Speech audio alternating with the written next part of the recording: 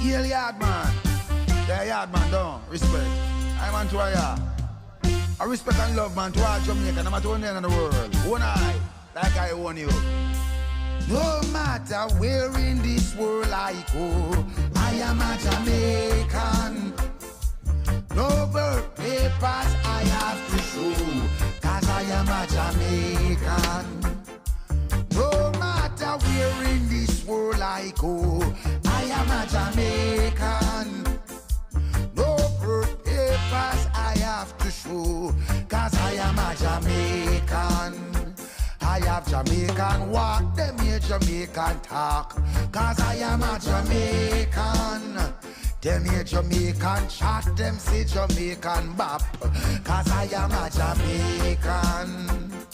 Now everywhere in this world I go, I am a Jamaican. And no ID I will have to show, cause I am a Jamaican. Them say, Lord, what a boy can run, that is a Jamaican. When they see the Rasta man from Jamdong, that is a Jamaican. Dressmaker, baker, tailor, shoemaker. And now, ladies and gentlemen, before we proceed any further this evening, I am now going to ask Bishop Beverton Douglas from the New Testament Church of God here in Sandworth to please bless this event. Thank you. Ladies and gentlemen, good evening. What an 18 months that we have had. Even if we had no local heroes awards planned, after the last 18 months, we would have to plan one. But thanks be to God, we are here to celebrate our heroes of today. Let's pray. Father, we thank you for all our hard-working heroes across this country and elsewhere. This evening especially, I thank you for the Association of Jamaica Nationals, Dr. Beverly Lindsay and the team, who you have used as your eyes to identify just a few of those who you have chosen to use to serve us in this season. In your honor and to your glory, we recognize these outstanding heroes of our time. Lord, this evening we commit this time and this space to you. We ask that you bless all our participants and our audience, both online and in person, and make this evening an experience, a memorable one. In the name of Jesus, I pray. Amen. Thank you. Ladies and gentlemen, Bishop Douglas, and incidentally, I must say now, I think if you remember that Bishop Beverton last year hosted this event, and I was watching it on the by YouTube, and I must have said that he did an excellent job. So thank you very much indeed for last year. Thank you so much. Well, now, ladies and gentlemen, still we have some more entertainment for your enjoyment. This time we have a recording artist who is now going to entertain you by video. She is the queen of Lovers Rock, the international reggae recording artist, Janet Kay.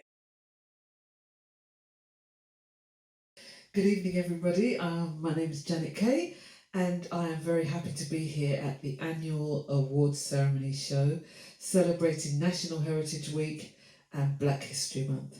I'm going to sing a couple of songs for you. I hope you enjoy it. So this first one I'm going to sing for you is called Feel No Way. It's a song that I wrote way back in 1978.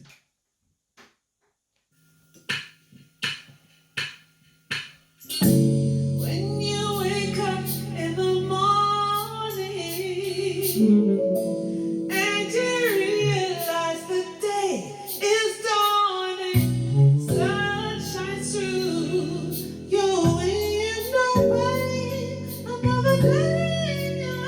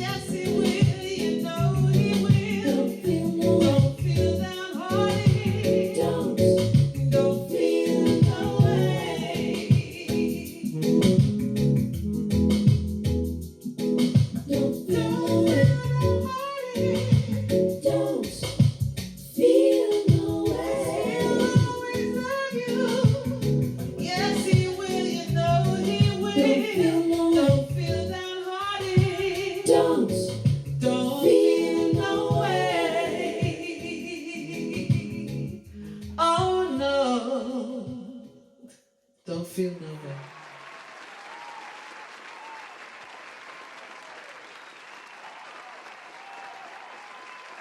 And I'm sure that you'll be delighted to know that she will be coming back a little later for more of that lovely music. Well, honored guests, ladies and gentlemen, it's now time for the first of our speakers this evening. And as usual, I'm delighted to introduce to you the chairman of the AJN. Would you please welcome Dr. Beverly Lindsay, OBE, OD, Deputy Lieutenant of the Missions. Please make her welcome. Thank you.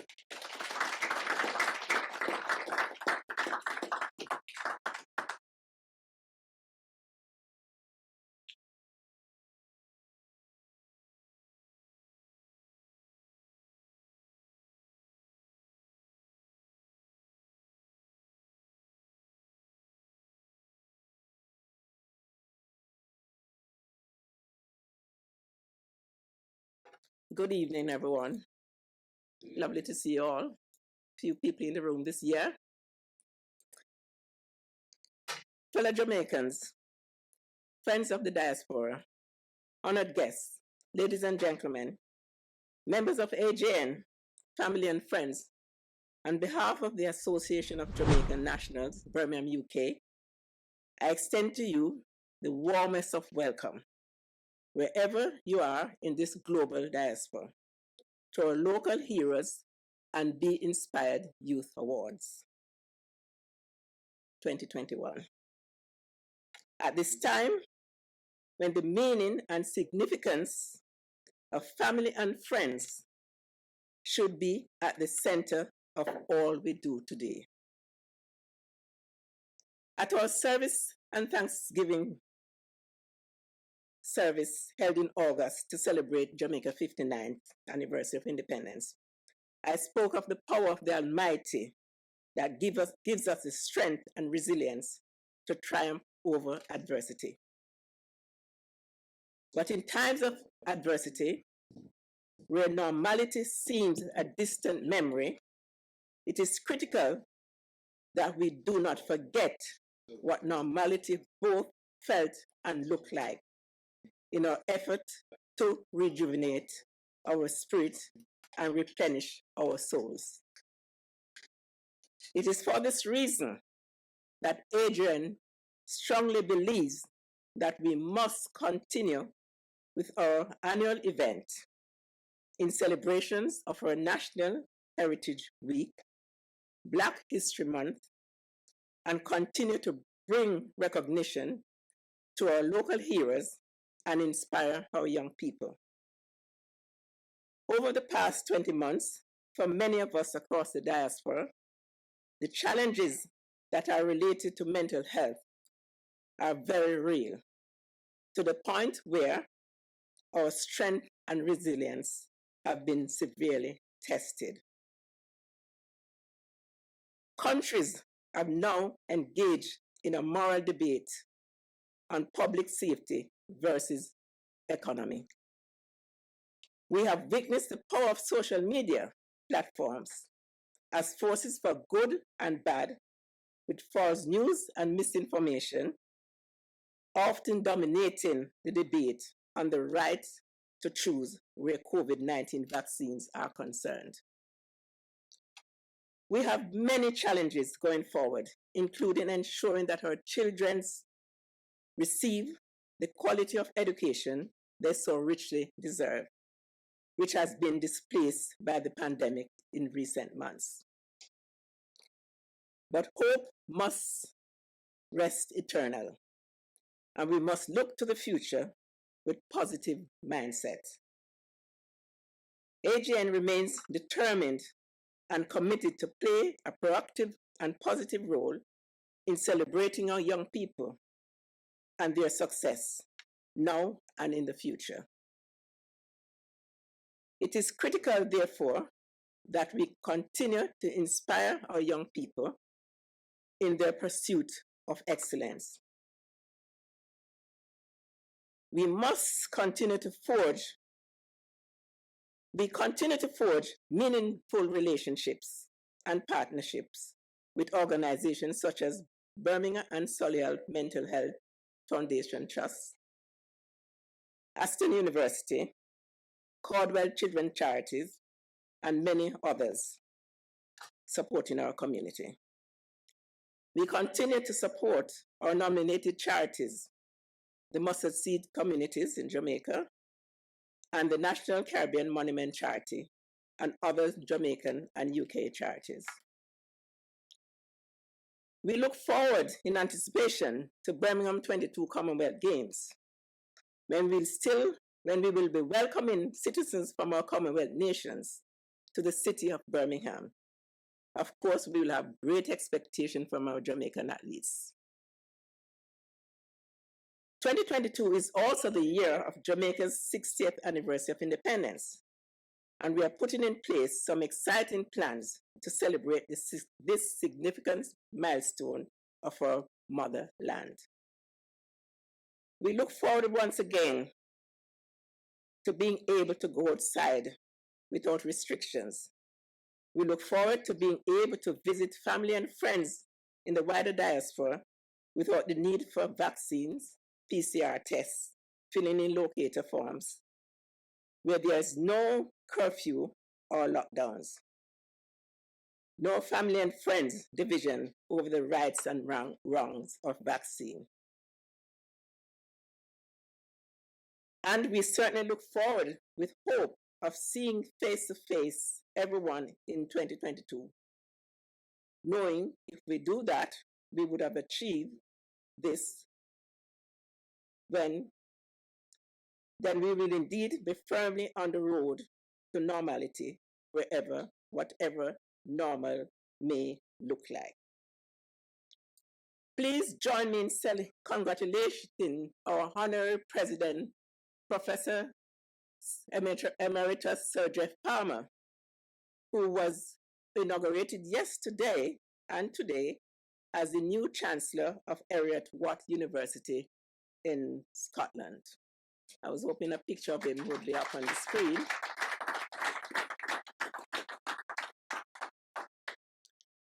My warmest congratulations to all tonight's recipients. I wish you all the very best in all your future endeavors. We've had several testimonials from past recipients who have said that this award has been really life-changing for them and led them on to amazing things. I'd like to thank our keynote speaker, Mr. Vivian Crawford, OD, who will be bringing us the keynote address this evening, and all the honored virtual guests for their messages, and all everyone who will be making tonight's event possible. Of course, as I say, one hand can't clap, and I would like to thank the AJN committee members, management members, for their continued support. And I really want to name, Mrs. Cynthia Spence and her husband, Mr. Vern Spence, and of course, Karen and her husband. I think I feel very guilty when I call them all hours of the night. I don't have anything else to do because I'm a single woman. So I just want to say how much I appreciate. And of course, the Diamond Travel team who I have to bring in to help on a lot of what we do. We cannot work alone. So on behalf of the AJN team, I would like to thank the community and the members for their continued support. We look forward into welcoming new members so that they will continue with our journey in our quest to leave a legacy for our next generation. The event would not be possible without support from our sponsors.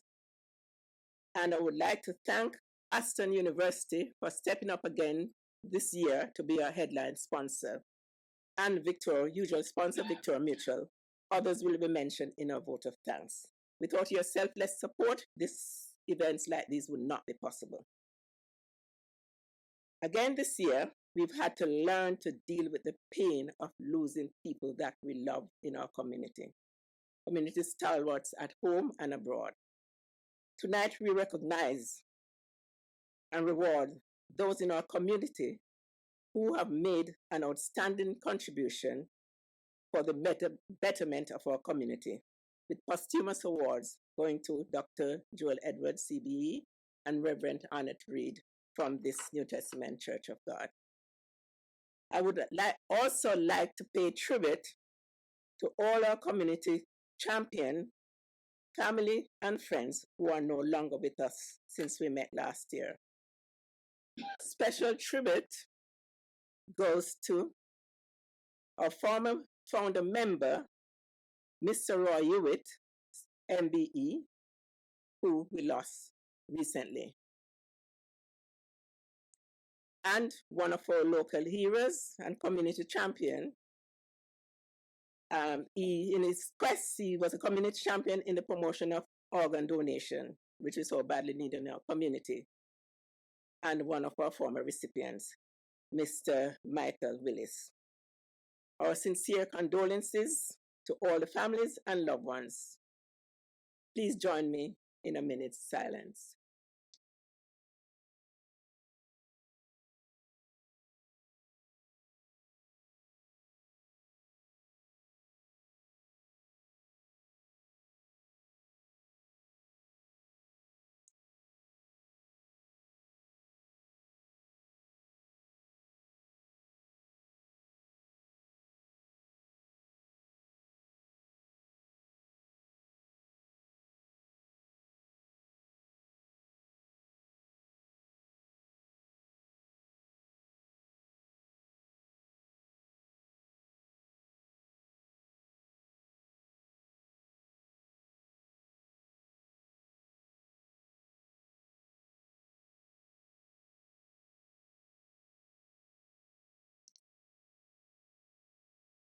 As long as we have memories, yesterday remains.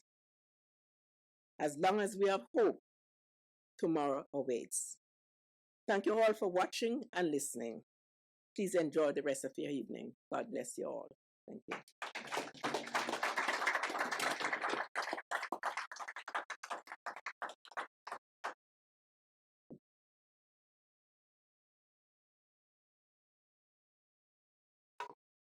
Ladies and gentlemen, thanks to our chairman, Dr. Beverly Lindsay. In fact, I was only talking about her last night in London. I was hosting the 100 Black Power Excellence Awards in London last night.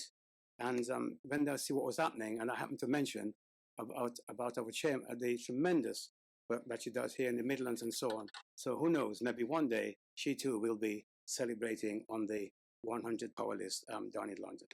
Well, honored guests, ladies and gentlemen, on we go with tonight's messages. And this message tonight is from Her Majesty's Lord Lieutenant for the West Midlands, Dr. John Crabtree, OBE.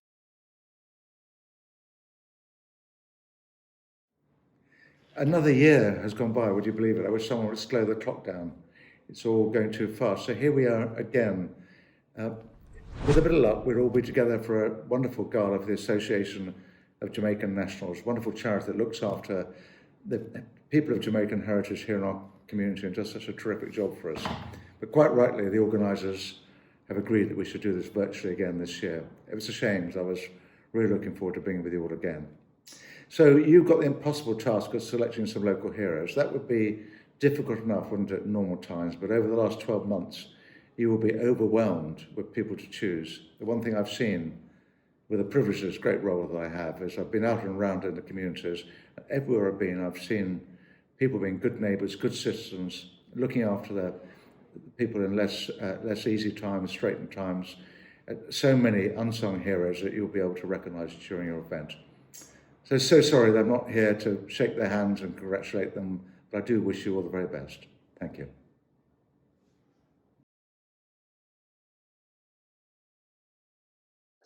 Her Majesty's Lord Lieutenant for the West Midlands, Dr. John Crabtree, OBE. On we go with our messages. And our next message tonight, it is from the first citizen from the city of Birmingham, the Right Worshipful, the Lord Mayor of Birmingham, Councillor Mohammed Afzal. The Association of Jamaican Nationals works tirelessly to remind us all of the magnificent contribution of Jamaicans, past and present, to our great city, and to ensure that new talent in young people is recognized and rewarded. The event is always one of the highlights of the year for Jamaicans living in Birmingham, and I want to thank the organizer for all their hard work and efforts in once again arranging a virtual event. I am also delighted to have the opportunity to congratulate all of those who will be receiving an award at this special event, which celebrates, recognizes local heroes and young achievers from the Jamaican diaspora in Birmingham. I also extend my best wishes to all of you for your continued success in the coming year.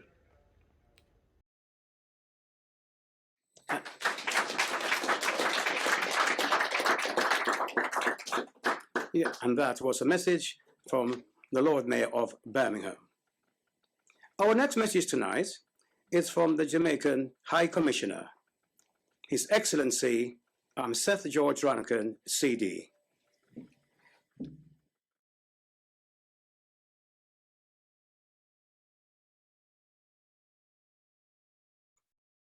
Distinguished ladies and gentlemen, good evening.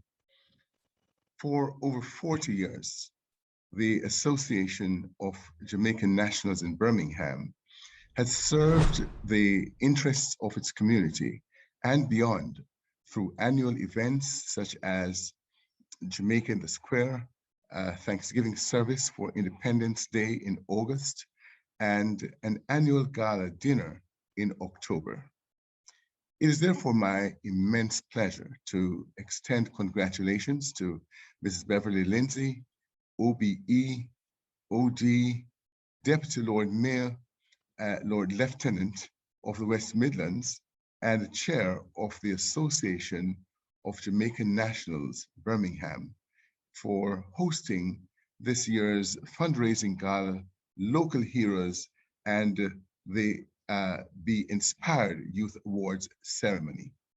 Once again, this very important and inspiring event will be blended in that it will be both physical and virtual as we continue to navigate the challenges posed by the global coronavirus pandemic.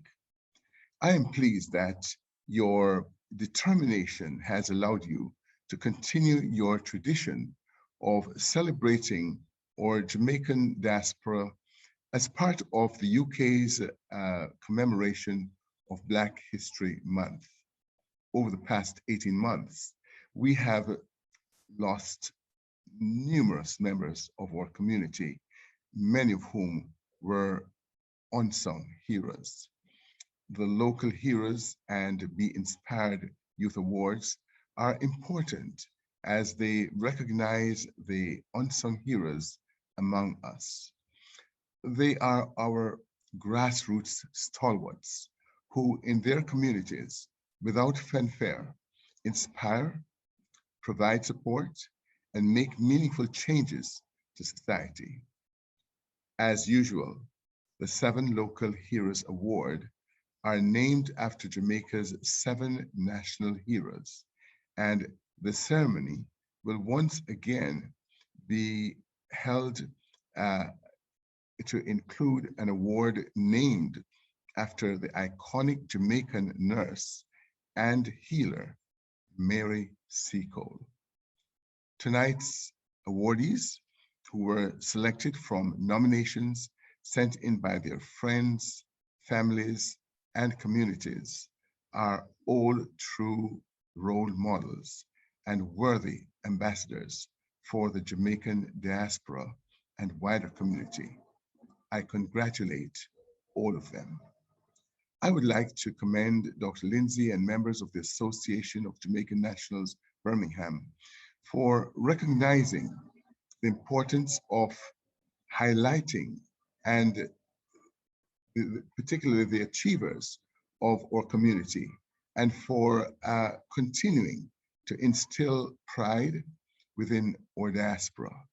I thank you for your selfless dedication and wish for you all a very wonderful and enjoyable evening.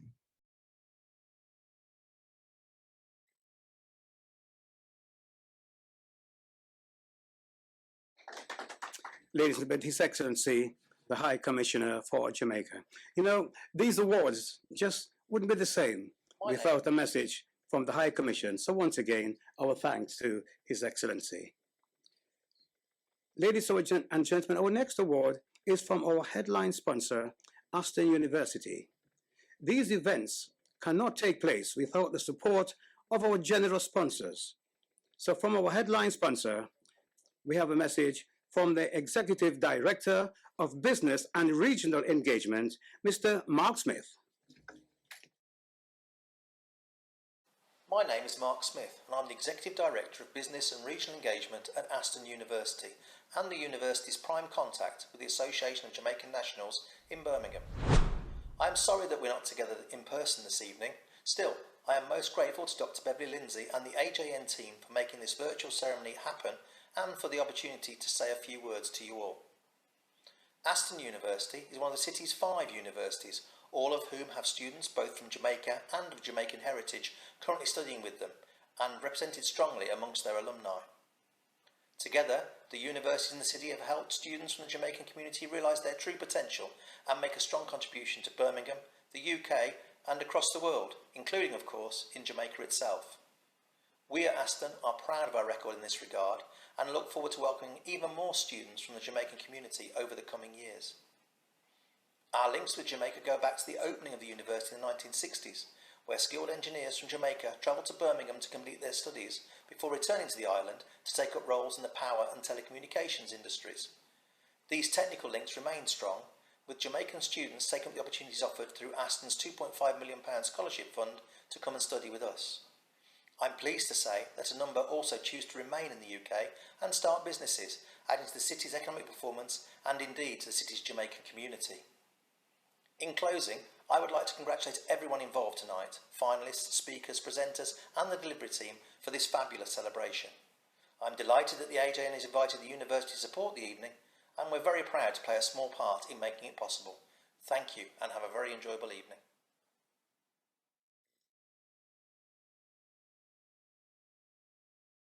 Ladies and gentlemen, our thanks to Aston University for their kind support and indeed to all of our sponsors, because like Beverly said earlier on, without sponsorship, these events just would not take place. So our thanks to them. Right, honored guests, ladies and gentlemen, those of you, whatever you're doing, please put your hands together and welcome back our fantastic saxophonists.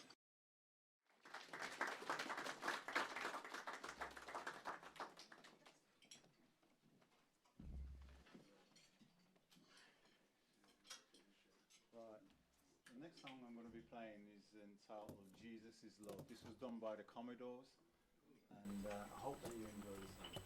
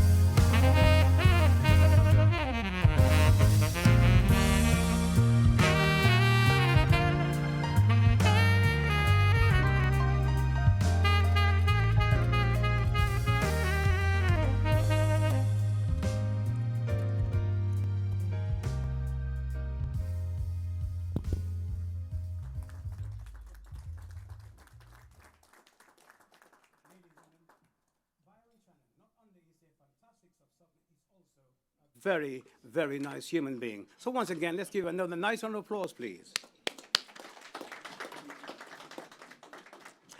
And now, ladies and gentlemen, we continue with our messages. And our next message is from the Metro Mayor of the West Midlands Combined Authority, Dr. Andy Street, CBE. Hi there, Andy Street, Mayor of the West Midlands here, and once again it's my honour to say a little bit at your very special Gala Awards evening tonight. The first thing to say, of course, is a big thank you to Beverly Lindsay, because I know that she guides the AJN in an incredible way, and throughout the pandemic the AJN has stepped forward, still trying to play its role in society. So Beverly, thank you for what you're doing. I'm sorry the awards once again are virtual this year. Let's hope that next year we will be back physically together. Next thing, of course, to say is a very big thank you for the resilience of both the African and the Caribbean communities over the time of the pandemic. We've seen incredible generosity, thoughtfulness coming together, and it's right that that's celebrated tonight. And of course, we know that this event is in the midst of the Black History Month, and the theme this year is Proud to Be. So what tonight is all about is pride in what is being achieved, pride in what you want to be. And of course, we naturally think of some of the world leaders from the Black community, and obviously the biggest of all, Nelson Mandela. But today is about celebrating the pride, the fulfillment of aspiration in our community right here in the West Midlands. So Beverly and the Association of Jamaican Nationals, thank you for putting this on. Thank you for shining the spotlight on the heroes and heroines. It's right that we pause a moment to say thank you. Have a brilliant gala tonight.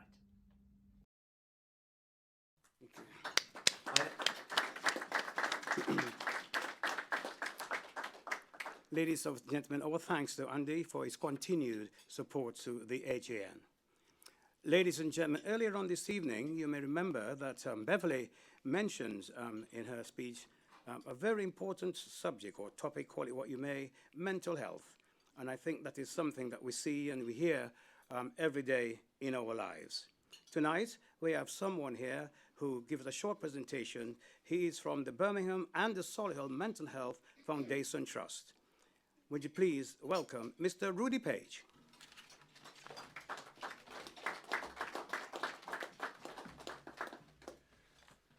Good evening, everyone. And just to say, I'm not from the Birmingham Solihull Mental Health Trust, but I'm from Making Connections work. So, but many thanks to Dr. Beverly Lindsay for the opportunity to say a few words about the collaboration between the Association of Jamaican Nationals, Birmingham and Solihull Mental Health Trust, and Making Connections work. And we're working together on the Patient and Carers Race Equality Framework. And we're currently running a series of community dialogues, and these dialogues focus on some key questions within our community. And what we're thinking about and what the dialogues are about is how best can we help the most vulnerable people within our communities as we move through this pandemic and beyond. One thing that we do know, that if you treat people with love, compassion and humanity, you get the best outcomes, particularly when it comes to mental health and the overall community well-being. So just very quickly, so the key questions that we're asking ourselves within the community are, what are the mental well-being challenges that the community can solve best for itself? What actions need to be taken to improve the feeling of community well-being? What are your ideas for improving the quality of services provided by the community for its own well-being? And also, we're asking our communities, tell us what you think are the best ways for improving access to our own community well-being services. So there is an opportunity to make your voice heard as part of this NHS England initiative. And there is actually a survey as well. So if you look in your programme, you'll see a survey, and this survey is also available online. And the two key questions from this survey, there are two system questions. So for the system, is what else should mental health services be doing to improve access, experience and outcomes to address issues of overrepresentation, disproportionality and vulnerability? And the second one being, when have you seen or experienced positive practice? And there is some good practice that's taken place here in Birmingham in terms of the Elders Project at the Birmingham Solihull Mental Health Trust. And that's actually run by our other partner in this exercise, Beresford Hawkins. So if you would like to get involved in this program, please contact Dr. Beverly Lindsay. Thank you and good evening all.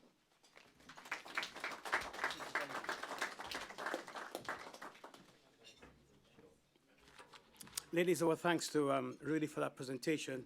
And like I said, it's a very, very important topic. Well, now, ladies and gentlemen, once again, we are going to have another musical break. And this time, I'm delighted to introduce two fantastic young gentlemen to you.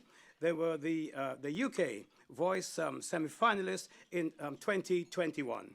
And they're here tonight to entertain us. Would you please put your hands together and welcome Jordan and Wesley.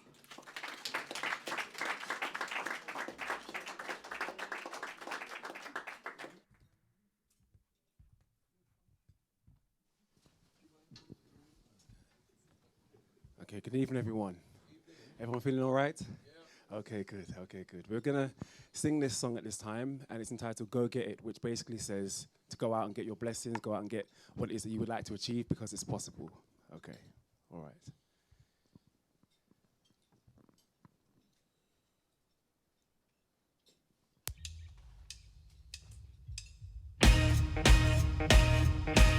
It's like you're looking through a telescope. You see where you're gonna be. You're growing, getting better. You're not the person they see. Can't be mad at the things you've been through, cause they built your muscle. Now you're stronger than you've ever been. They can't stop your hustle. Your faith ain't never small. That's what put you this far. See, you got your dreams, you got your prayers, you got your God, He's gonna take you there. Everybody has a season, and I believe this one's yours.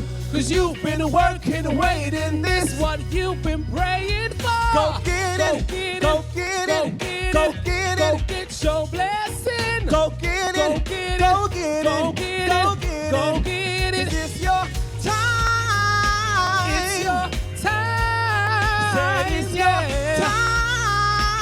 It's your time. It's official. Go ahead and testify. He's gonna bless you. You gon' bless him now. God be glorified. When you go get it, go get it, go get it, go get that blessing. Yeah, go get it, go get go get it, go get it, go get your blessing. It's your time. It's your time. It's your time. Go get it.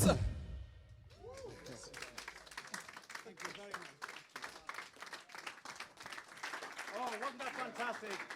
Ladies and gentlemen, Jordan and Wesley, and I'm sure you'll be delighted to know that we will be hearing from them a little later this evening. Thank you.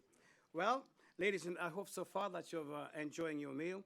And you know, it's really tonight, when you think that the pandemic is going on and all what has happened, and some of us we haven't seen our loved one or whatever, and for Beverly to through all what she's going through and put all this on for us tonight, I think it's absolutely fantastic. If you agree with me, spare a moment and show your appreciation.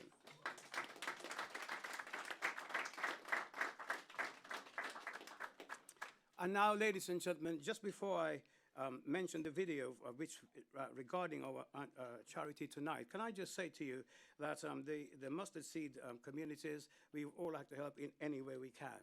And even for all of us here tonight, before you leave, it would be good if we can all show our appreciation, really, by leaving something on the table, no matter how small. Because in this day, like Tesco always keep telling us, every little helps. So please put it on there, and we'll be delighted to thank. And let me thank you now, anyway, for your kind assistance. Thank you so much. And now we have a video regarding our nominated charity, which is the Mustard Seeds. Thank you. This ongoing COVID crisis has certainly taken its toll on the resources of mustard seed communities.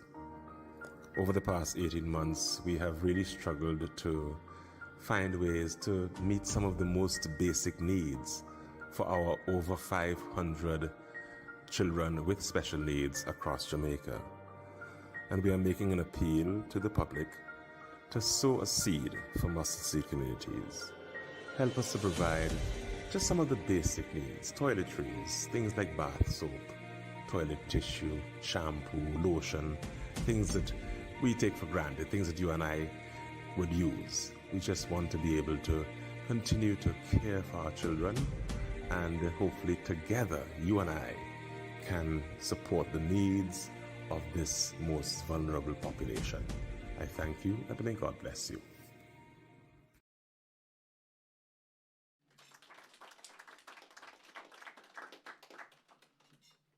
And now, ladies and gentlemen, we come to the loyal toast. And may I just remind you that it is customary etiquette and protocol that whenever the loyal toast is given, that we must all stand. So I would like to ask all of you that is here to please stand and pray silence. For Mrs. Karen Duke Thompson, the AJN Secretary, who will give the loyal toast. And incidentally, all those of you at home, if you so wish, you too may stand. Thank you. And okay, so for the first toast, Crazy glasses, the Queen. The Queen. And for the second toast, Jamaica land we love. Jamaica land we love. And for the third toast, the city of Birmingham. City of Birmingham. City of Birmingham. Thank you. Thank you, Karen. Let me thank you, and please be seated. Thank you.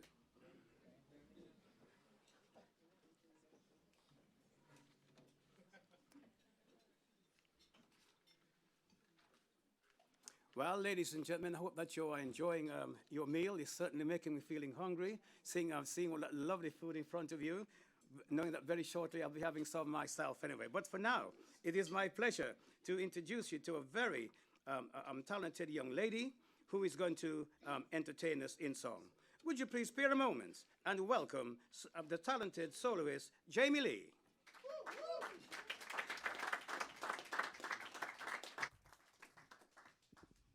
Hello everyone. You all look beautiful and thank you. And I'm so honored to be here with you all today. I just want to give a special thank you to Dr. Beverly Lindsay, also my pastor, Bishop Deverton Douglas, Sister Cynthia Spence, Reuben King, my mom, my brother, my sister, my family far and near. Thank you, and just, thank you. Please enjoy.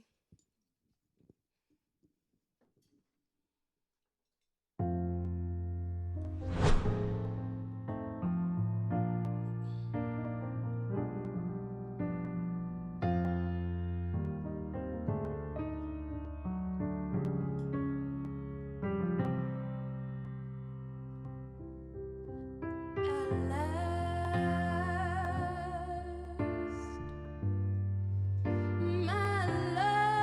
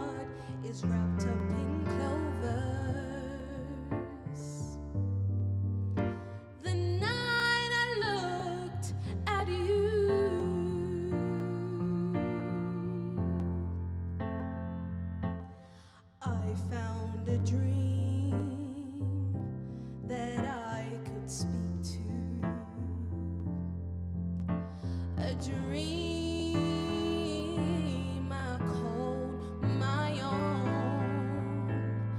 I found a thrill to press my cheek to, a thrill that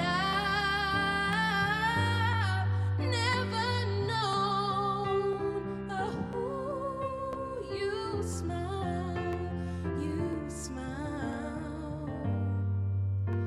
and then the spell was cast.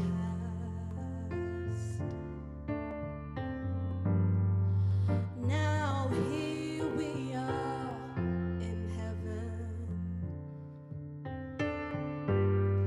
for you are mine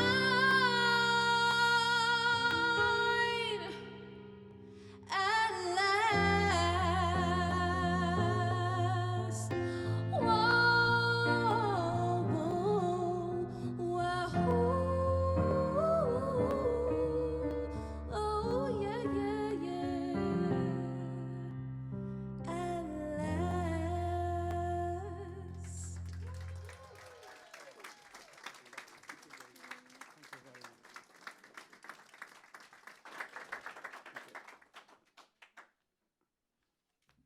Ladies and gentlemen, what a talented young lady. You know what, I spoke to her earlier on, and I thought, what a lovely young lady. And when she was thanking us all at the beginning, she reminded me, it was just like at the BAFTAs Awards, isn't it? Oh, absolutely lovely. Anyway, you'll be delighted to know that she will be coming back a little later. Well now, honored guests, ladies and gentlemen, it is now time for our keynote speaker. And to introduce him, would you please welcome the Reverend Carlton Ellis, the AJN Treasurer. Thank you. And while you make your way to the rostrum, let's give him some encouragement. Thank you.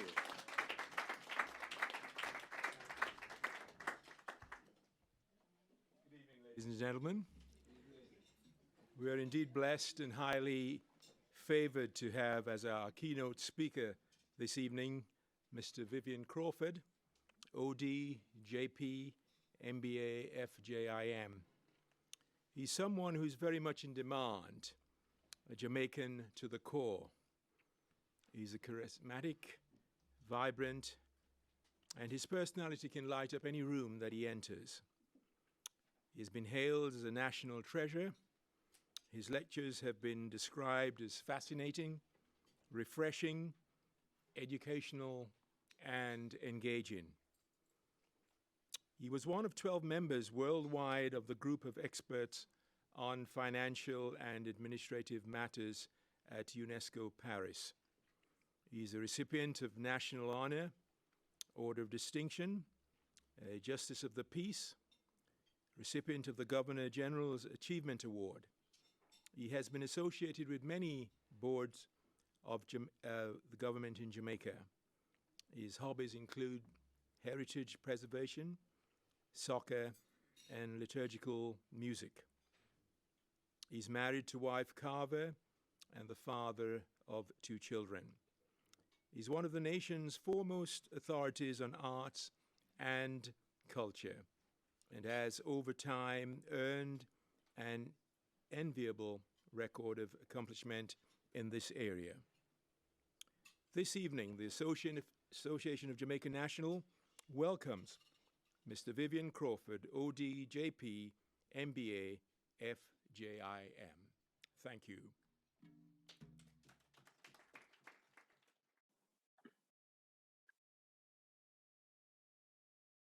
Thank you, Reverend Ellis, for your generous introduction.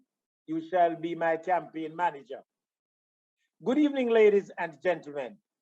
Toastmaster, Mr. Reuben Lynch, Her Majesty's Lord Lieutenant of the West Midlands, Dr. John Crabtree, the Loyal Toast, Mrs. Karen Duke Thompson, Association of Jamaican Nationals, Bishop Deverton Douglas, members of the Diplomatic and Consular Corps, including His Excellency Seth George Ramakan, High Commissioner for Jamaica, Lord Mayor of Birmingham, Councillor Mohammed Afzal, Dr. Beverly Lindsay, Chairman and Trustee, Association of Jamaican Nationals, Mr. Mark Smith, Executive Director, Business and Regional Engagement, Aston University, Metro Mayor West Midlands Combined Authority, Dr. Andy Street, Commissioner Simon Foster, Police and Crime, Royal Navy, Royal Marines, Brigadier Graham Jock Fraser,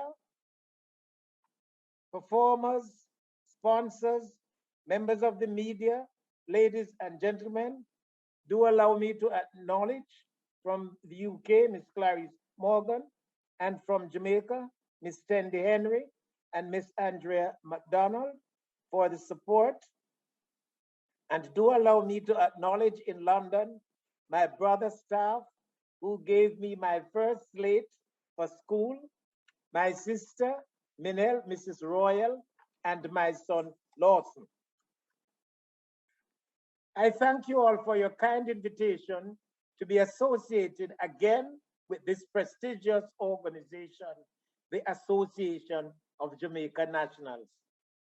I bring you greetings from the Honorable Olivia Grange, Minister of Culture, Gender, Entertainment, and Sport, and the Institute of Jamaica, established in 1879 for the encouragement of literature, science, and art. Highest commendation for your continuity of purpose, and as I said on another occasion, never can it be said that you have been singing, standing on the promises of Christ the King and sitting on the fence. And the English writer Arnold Toynbee would agree, the journey of life is not safe harbors, but of more voyages. All hands are on deck, and you are here to stay. Do allow me to thank Dr. Beverly Lindsay for her flawless arrangements and to repeat what I said about her, that she echoes the Sudanese proverb, if you think you're a leader and do not have followers, you are merely taking a walk. This banquet is taking place at a time when the world is faced with the challenges of COVID-19, and we should record our regret to the relatives of those who made the transition.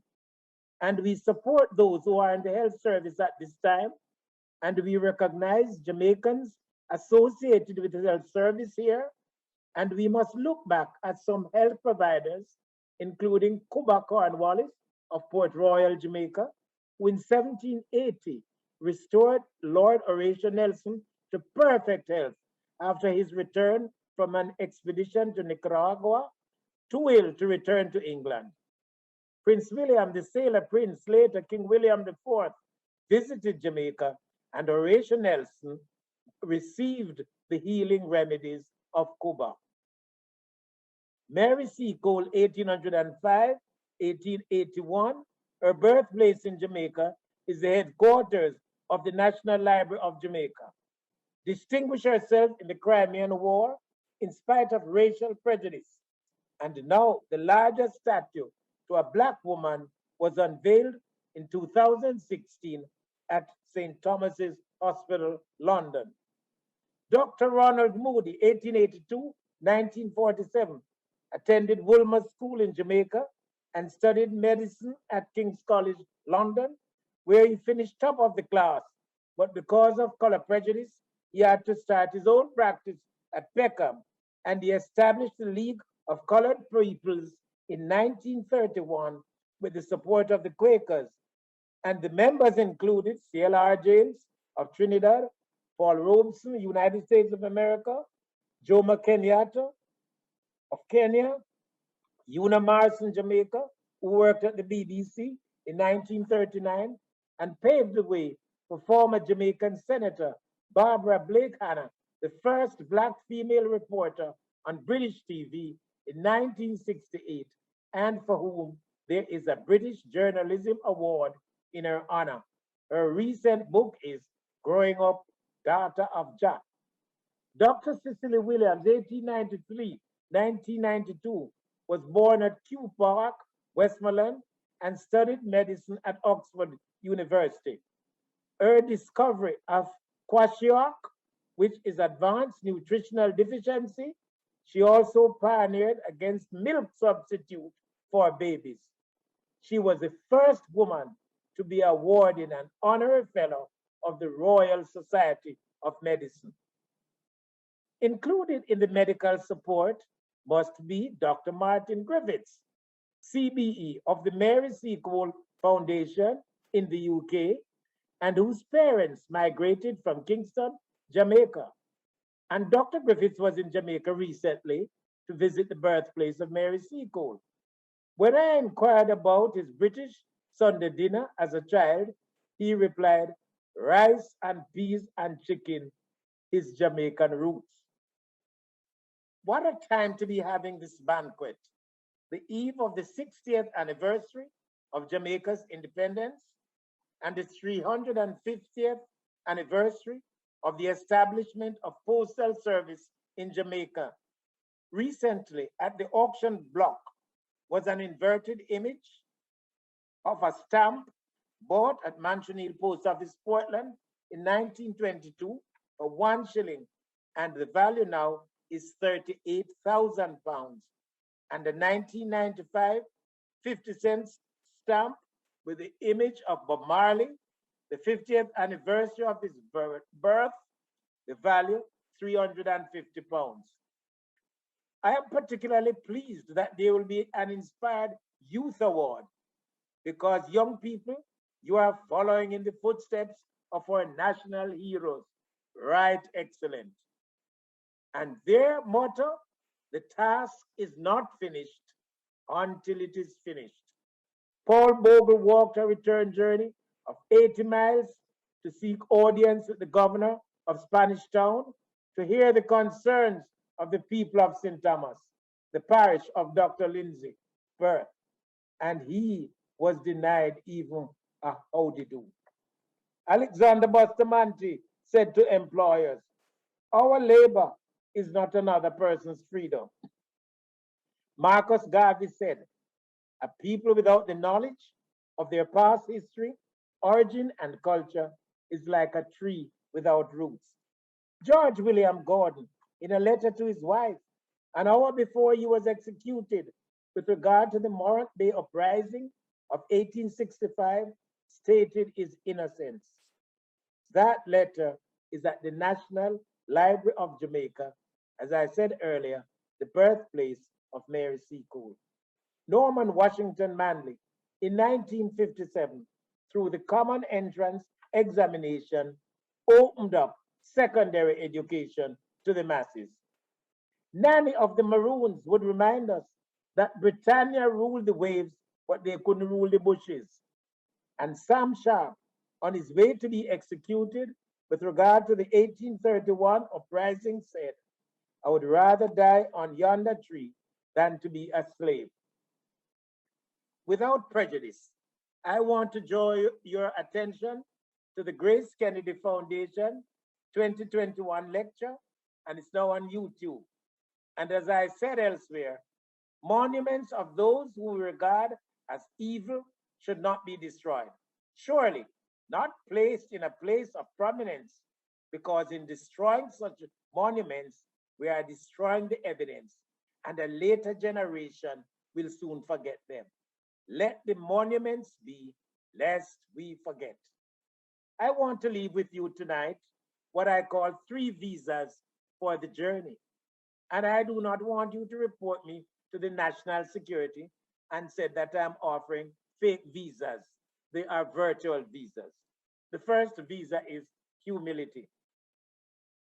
Cultivate the inquiring mind and affirm that the good you are seeking is seeking you in unexpected ways. Remember that laughter is the only tranquilizer without side effects.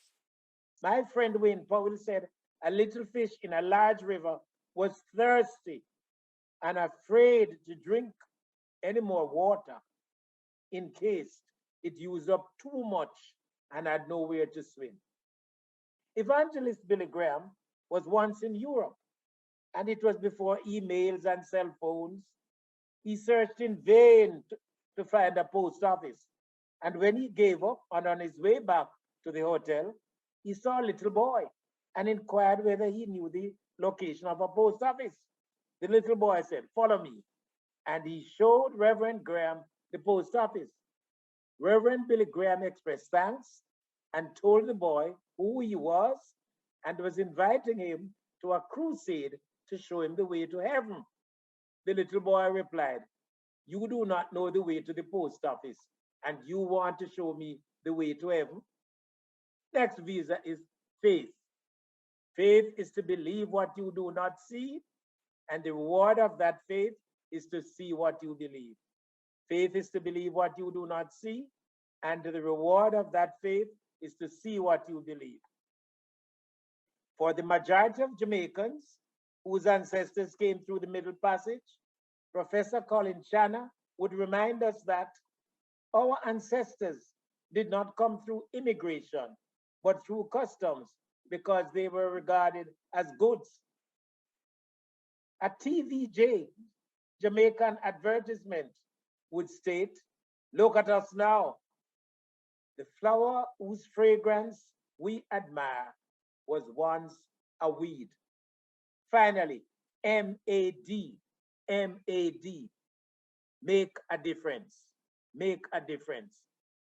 You will have a lot of opposition, but remember Bishop Fulton said, if you are stabbed in the back, it is because you are in front. So don't be a part of the rat race, because when you're a part of the rat race, whether you come first or last, you will still be a rat. Those you made and are making a difference, some of these persons mentioned earlier, Bishop Joe Aldred, who continually remind us God is not finished with us. Francis Barber from Old Harbor was secretary to Dr. Samuel Johnson of dictionary fame, Usain Bolt, Trelawney, sports fame, Sir Charlton Harrison St. Thomas, chief engineer for the world's largest civil engineering project in the first half of the 20th century, the irrigation system in Pakistan. We cannot forget heroes of World Wars I and II. We acknowledge Baroness Doreen Lawrence, Spanish Town human rights activist. We remember Venerable Lachlan Lennon Clarendon, whose missionary work in Nigeria still lives on. Bob Marley, whose song One Love was declared by the BBC as the song of the century. We acknowledge Lord Bill Morris from Manchester, Jamaica, distinguished labor leader. Shelley Ann Fraser Price, Kingston, sports fame. Bishop Rose Hudson Wilkin, St. James, who made history, not only for herself, but introduced the music of Peter Tosh, Jah is my keeper, to Canterbury Cathedral. Professor Emeritus Sir Geoffrey Palmer, St. Elizabeth, scientist and human rights activist. Raheem Sterling, St. Andrew, soccer faith, our Windrush stalwarts. Never can it be said that these persons were singing, "There are 99 that safely lie in the shelter of the fold, while thousands are left outside to die because the 99 are cold." So guests, do what the stamp said to the envelope. If we stick together, we can go places regardless of where on the envelope you are placed. Dave Martin said, "Life is a gift, open it." And this is because the past is history, the future is a mystery, but the present is a gift. That is why it is called a present. Please open your gift to the world.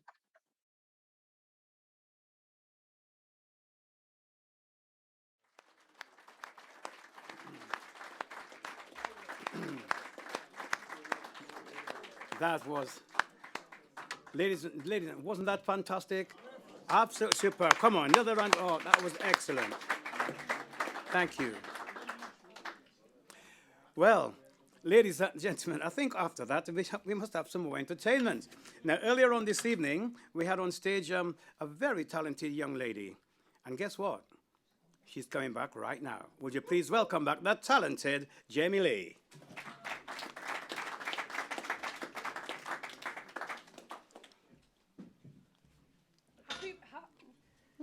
Happy Black History Month, everyone. This next song that I'm going to sing, I just want you to be encouraged and inspired by it. It's called Rise Up.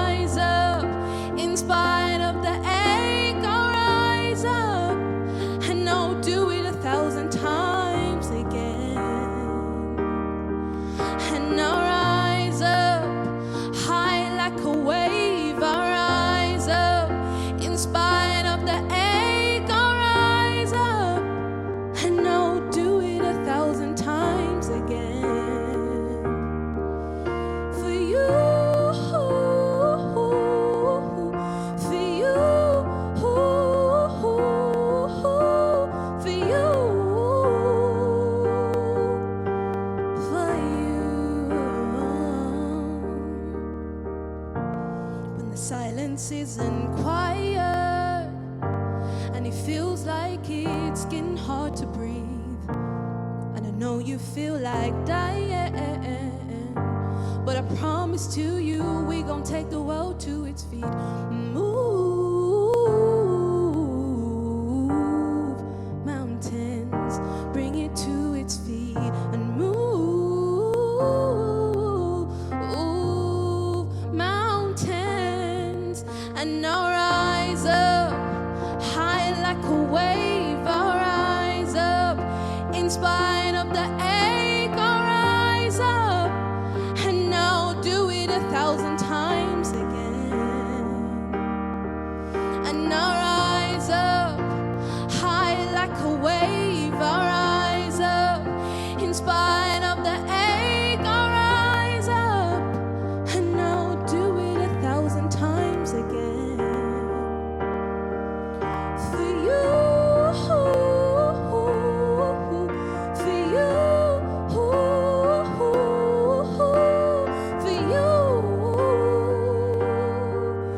for you.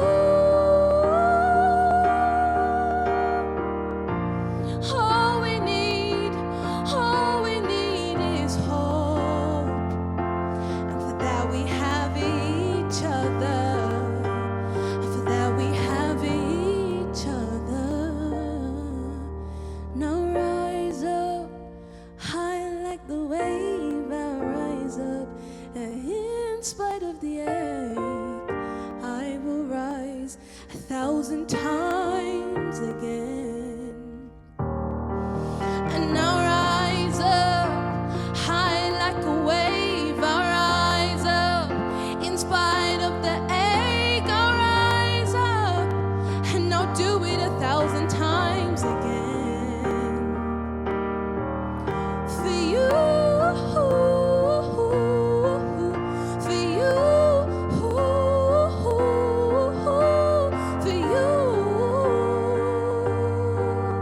for you.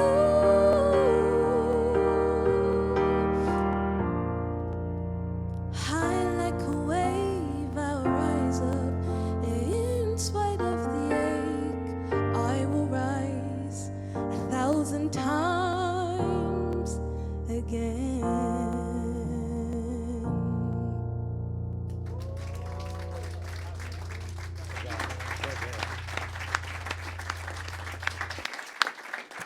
Ladies and gentlemen, what a fantastic singing voice. I'm sure there's a future somewhere out there for that lovely young lady. Once again, please show your kind appreciation. Thank you.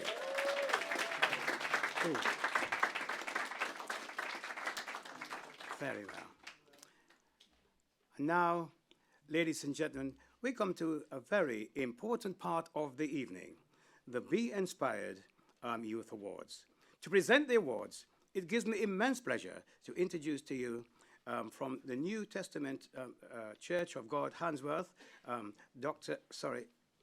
Bishop Deverton Douglas, and from Her Majesty's Royal Navy, Lieutenant Commander Susan Lynch. Would you please make them welcome?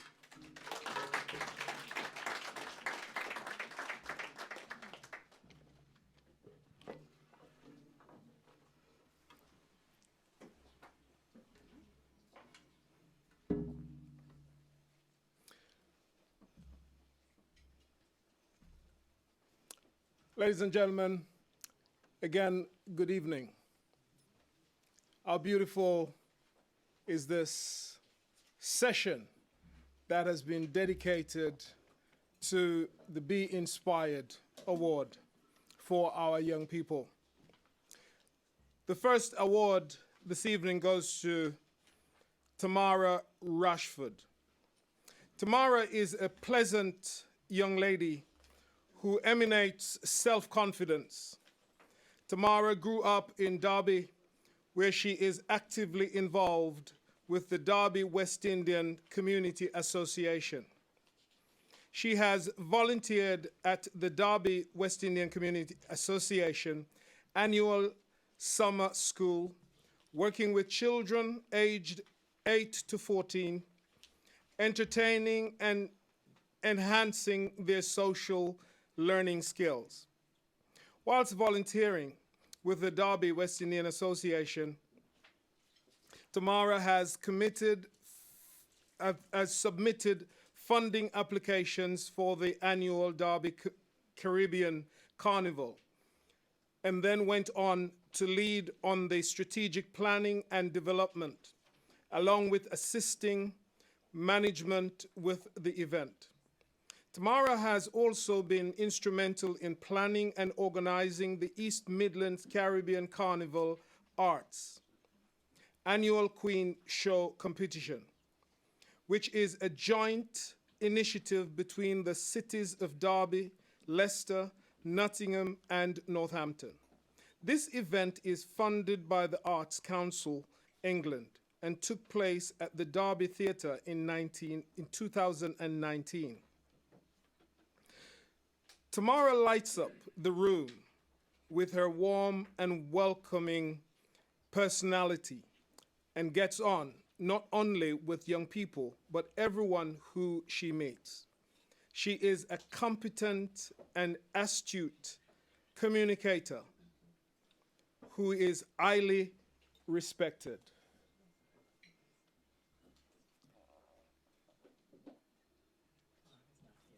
Tamara could not be present this evening, but probably the presenters could just hold up her award so that the camera could see, so that the audience could see what Tamara has earned herself. Put your hands together for Tamara.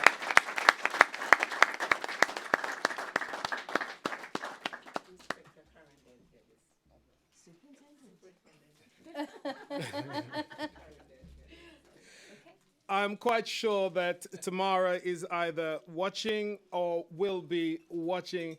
Many congratulations, Tamara. God bless you.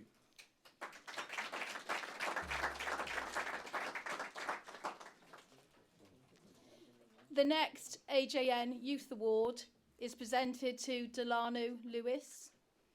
Delano Lewis was born in Jamaica and moved to London at the age of 6 before his family relocated to Dudley in the West Midlands. Growing up, Delano has always been part of youth clubs where he would use his talent to sing and dance.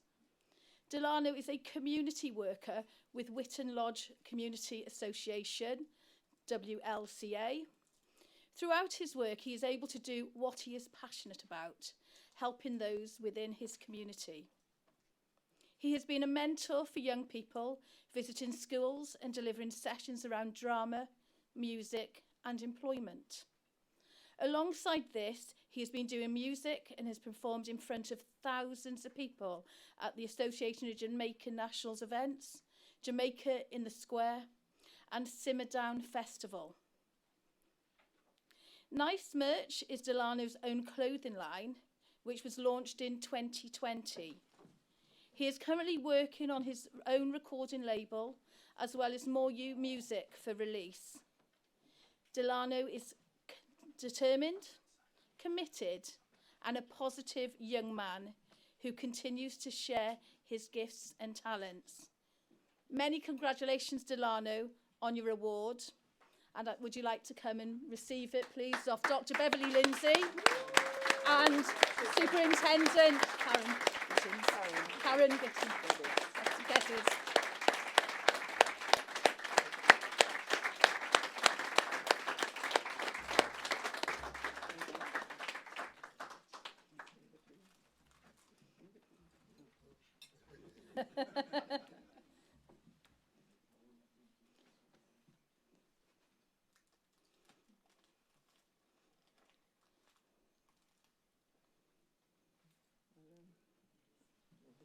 Would you like to say anything, Delano?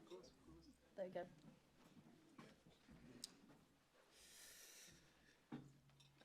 Well, good evening, everyone, first and foremost. I really appreciate this award. I want to say thank you to Dr. Beverly Lindsay, family, friends tuned in. Just to be recognized and noticed for, the good that you do in the community is uplifting and motivating. So this is why I continue to do it. So I really appreciate the support, and thank you very much.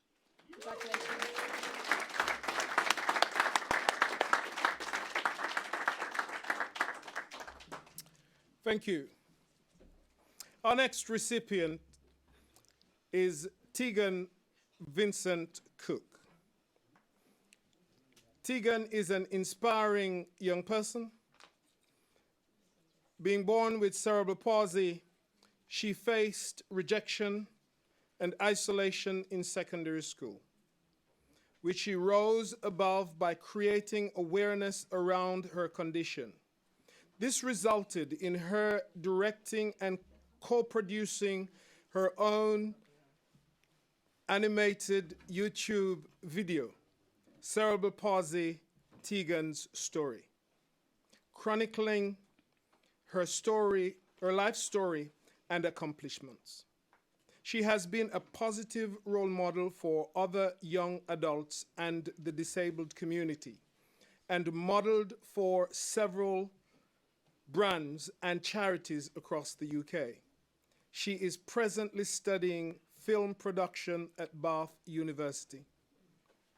Tegan has been selected for the British Dressage Progress team and winning 6 regional titles and being a 7-time national champion in her category.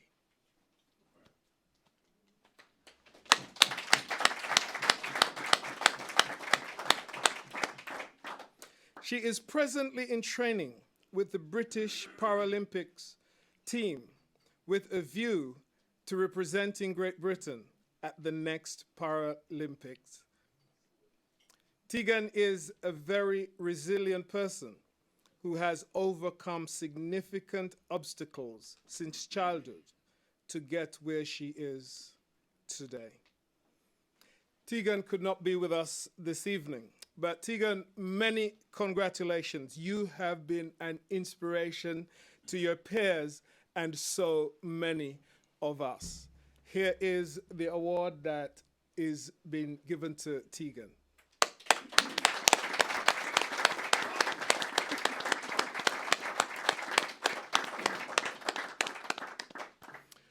Thank you. Ladies and gentlemen, as you have heard, and you will agree that these 3 young persons have not just been inspired, but have been an absolute inspiration to all of us.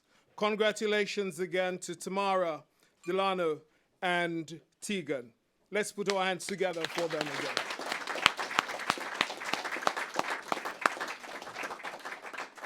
Thank you.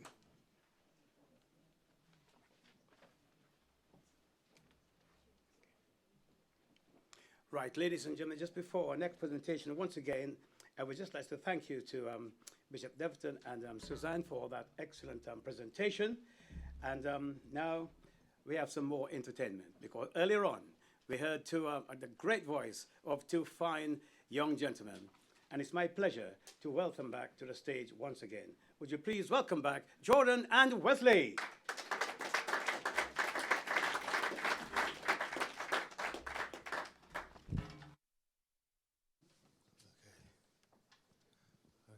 We're going to sing a song that's one of our own tracks. This is called Hold On. So be blessed in Jesus' name.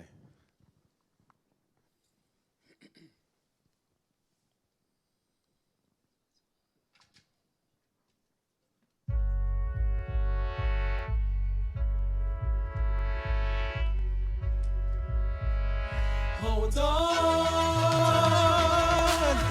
Ooh, ah, ooh, ah, ooh, ah, ooh, ah, ooh, ah, ooh, ah, ooh, ah, ooh, ah, ooh, ah, ooh, ah, ooh, ah, ooh, ah, ooh, ah, ooh, ah. Hold on, hold on. God has something in store for you. Hold on, hold on.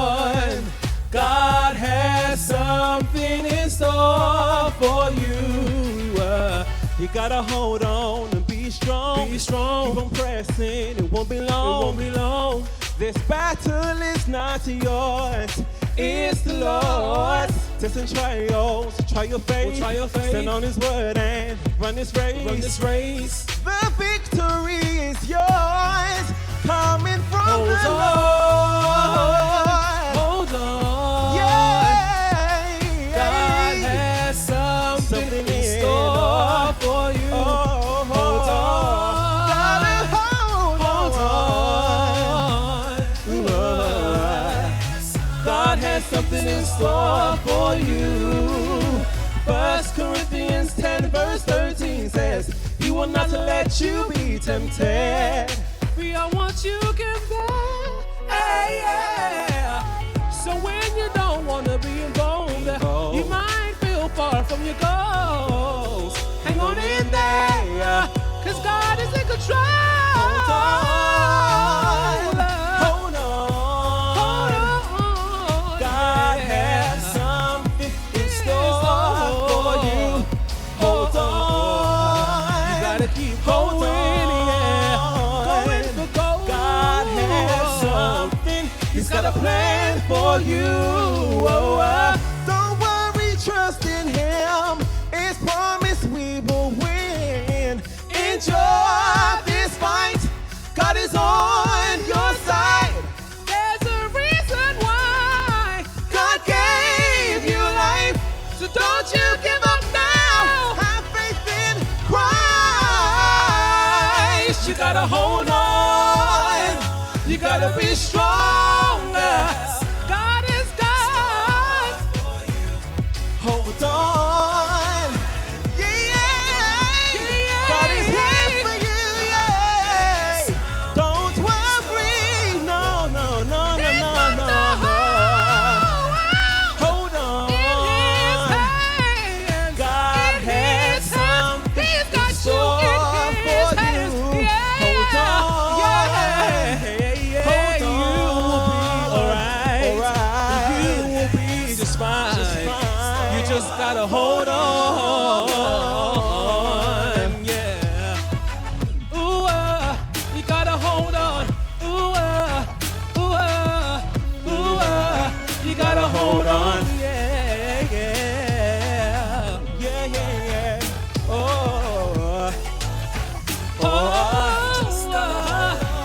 When it gets rough, if it gets tough, when things go crazy, yeah. Hold on. When it gets rough, if it gets tough, if things go crazy, you just gotta hold on, hold tight.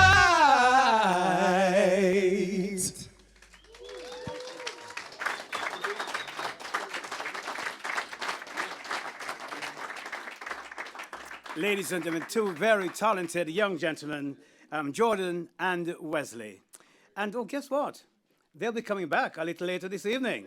So, and now, honored guests, ladies and gentlemen, it gives me immense pleasure to welcome back to the stage our illustrious chairman, Dr. Beverly, for the Chairman's Special Recognition Award. Please welcome Beverly. Thank you.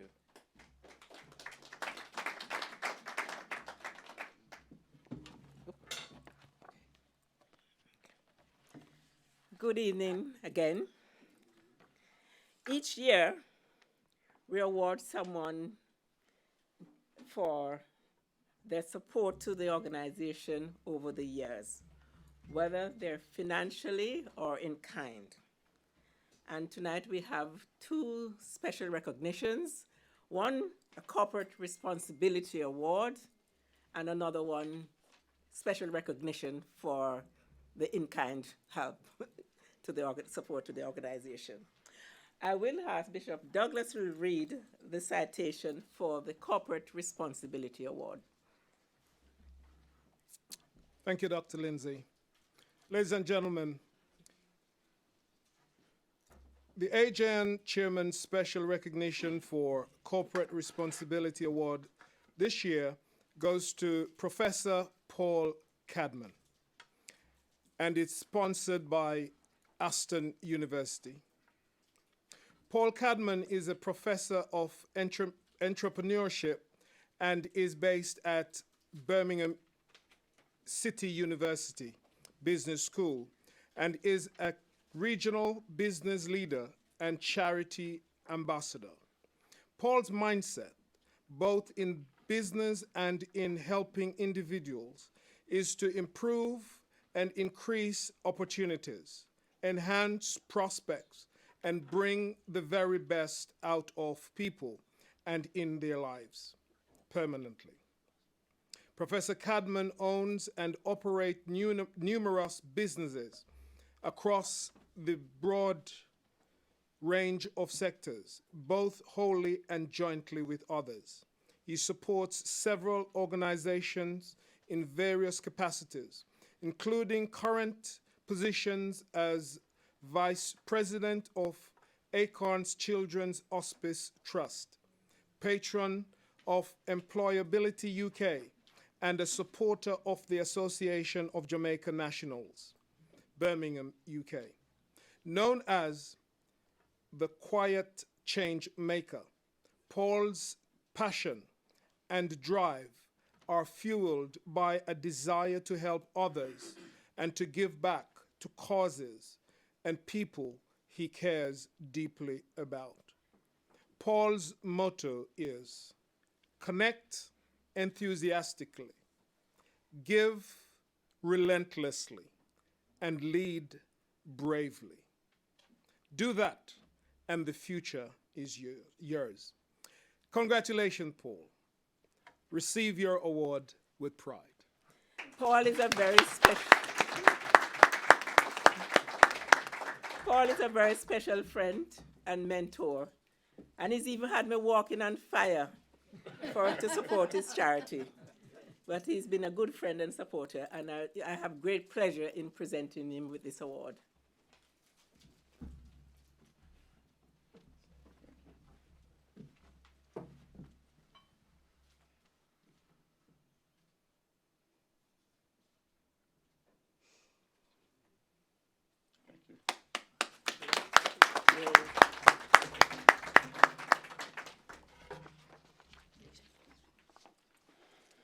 Good evening, everybody.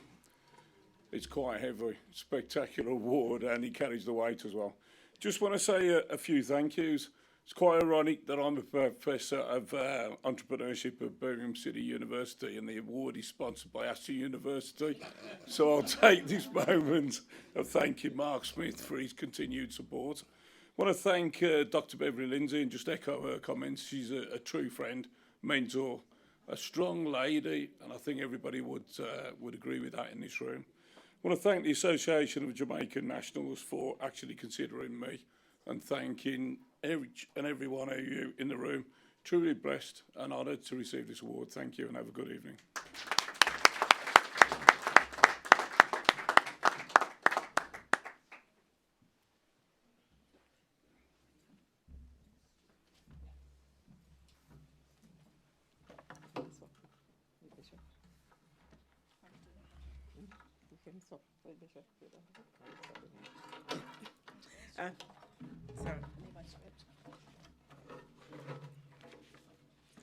Sorry, I prematurely left the stage. We have another special recognition award to a wonderful young man who's been very supportive and very patient. You know, I really admire his patience in helping us and very willing. So tonight is the special recognition for the in-kind person. And Lieutenant Commander Susan Lynch will read his citation. Thank you. So the AJN Chairman Special Recognition Award, which is sponsored by Diamond Travel, is awarded to Kelvin Anderson. Kelvin was born in Lambeth, London, of Jamaican parents, and moved to Birmingham, where he currently resides. Kelvin is married to Patricia, and they have 3 children, 2 daughters and a son. Kelvin has been working at Jaguar Land Rover for over 31 years. His current position is a group leader, but he also deputises as a manager whenever needed. Kevin is a member of the New Testament Church of God, Handsworth, where he serves as a member of the prison missionary and his church stage management team. Kelvin devotes his time to various organisations, including the AJN, where he has been a very dedicated supporter, volunteering at various events, lending his expertise to ensure that the programme runs seamlessly. He is a compassionate and kind person who goes out of his way to help the less fortunate. Many congratulations, Kelvin. Would you like to come to the stage and receive your award from Dr. Lindsay?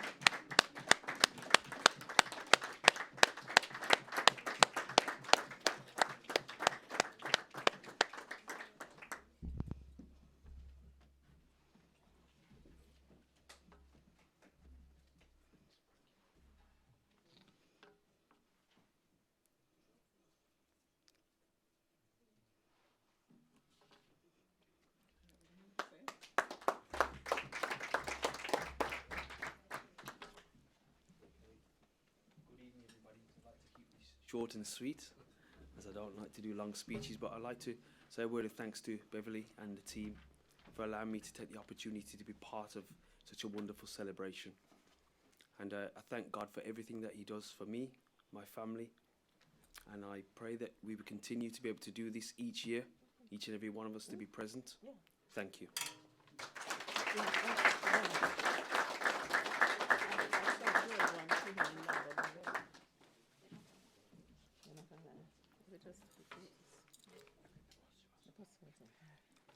Right, we have just had the Chairman's Special Recognitions Award, and congratulations to our two recipients.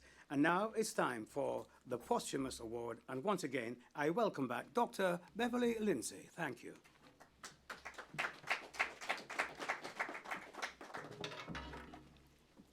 Again this year, we thought we would award some special people with posthumous awards. You know, these have been very difficult in the last 18 months or so. We've lost so many stalwarts in our community who have contributed, and we've not been able to give them the send-off that we normally do. So we thought tonight, with the permission of their families, that we would award two special people that have been really had a really impact and influence in our lives. And the first one, you know, the Reverend Dr. Joel Edwards. He was a speaker at one of our services and really a good mentor and supporter to the organization and to myself. And he'll be sadly missed, and our sincere condolences goes out to his family.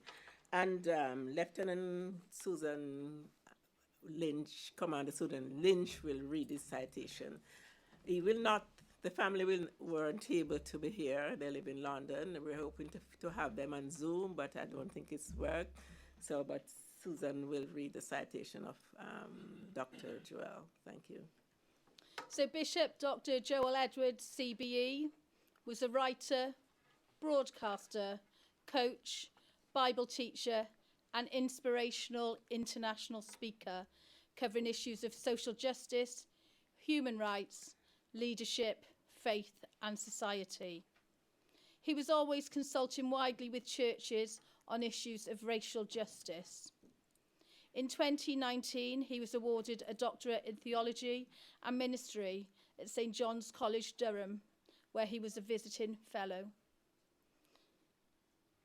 Joel's wide range of experiences included over 15 years as a freelance broadcaster with the BBC, 11 years as a general director of the Evangelical Alliance UK, and 10 years leadership in Micah Challenge International, a global faith-based response to extreme poverty.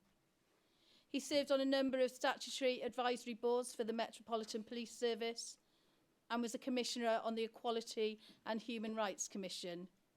He was a local pastor in the East End of London for 10 years, from 1985, which overlapped his 13 years as a professional counsellor within the probation service. Bishop Dr. Edwards wore many hats, received many other accolades throughout his life, including a CBE in the Queen's Honour List in 2019 for services to tackling poverty and injustice.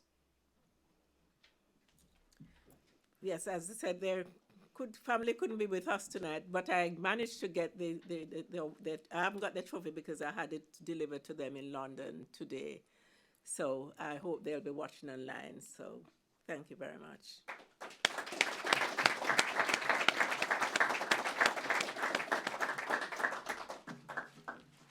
The next award goes to the mother of this church, one of the mothers, Reverend Arnett Reed.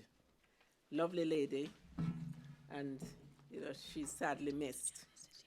And Bishop Douglas will read Reverend Reed's citation. Thank you. Thank you. Reverend Arnett Roslyn Reed was born in the parish of St. Elizabeth, Jamaica, on the 7th of December, 1943. Reverend Reed was an ardent member of the New Testament Church of God, Handsworth, Birmingham. For almost 40 years, she was a mighty warrior of God and was a kind individual who embraced everyone with her beautiful smile.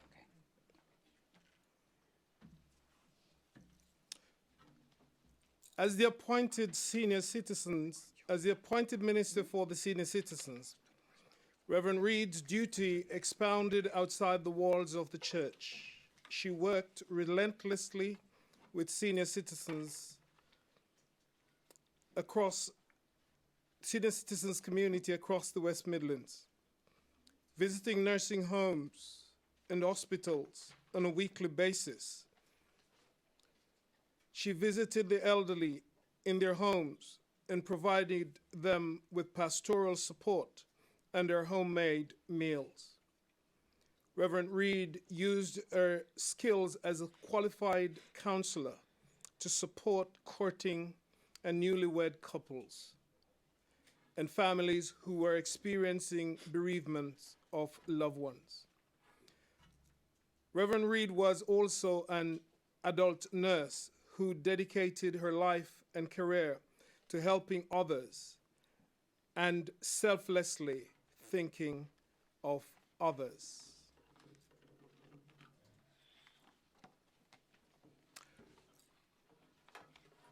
Reverend Reed was the darling pastor of this church and is greatly missed by our church family and the community. May God rest her soul in peace. Thank you, Bishop. I'm happy to say that her daughter, Janice Reed, is here to collect the award on her behalf. Thank you.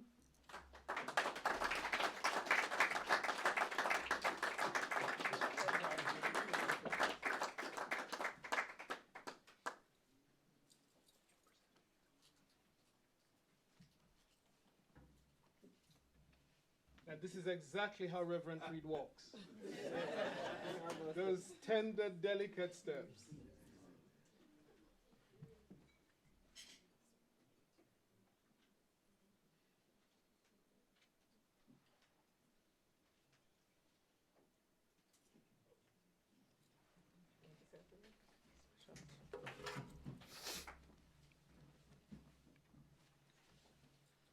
Good evening, everyone. Well, I didn't get the height, unlike my mother. I stand here on behalf of my father, Mr. John Henry Reed, who unfortunately could not make it here tonight because of his health. But it has been a pleasure and an honour to receive this award on the behalf of my wonderful mom. And for those who knew her, everyone who came in contact with her would know that she was a gem. She was one in a million. She touched the lives of many. Kelvin, Chris, Maureen, everyone in this room practically who knew her, they can say she did touch the lives of many. My first memory of her being showing her generosity and going the extra mile which has been demonstrated throughout her life until the Lord took her. I was at the age of 5 years old. I remember myself and my sibling wanted chips the night. And if you remember back in the 80s, when it snowed. And my mom said, "Do you want chips?" We said yes. And she went out the night to get the chips. And the fog came down as well. And we were crying because we couldn't see our mom. Oh, we were panicking, we were crying. And lo and behold, she came back with the chips. And these little memories that we have, it just painted that picture of that wonderful woman who would go the extra mile just to make others happy. She was so selfless in her acts towards others, just to, and even at her funeral, the amount of people that mentioned that she phoned them a couple of weeks before she passed away, and she prayed with them, she encouraged them, not knowing that the Lord was going to take her, but that was just her nature. And I thank you all once again, and I thank you, Beverly, for organising this. Thank you very much.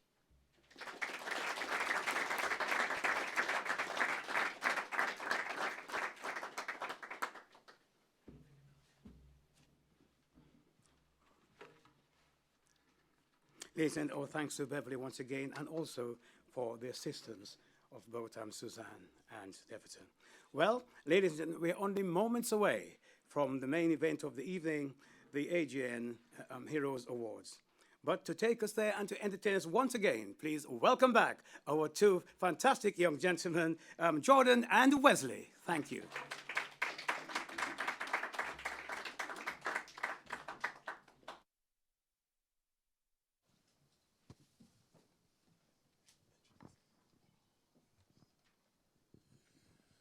Okay, the last song that we're going to minister to you guys is entitled The Climb. It was a song that we sang in the semi-finals of The Voice. Yeah. It's a song of encouragement, basically saying it's not about how fast you get there, it's not about what's waiting on your side, it's the journey, it's the climb.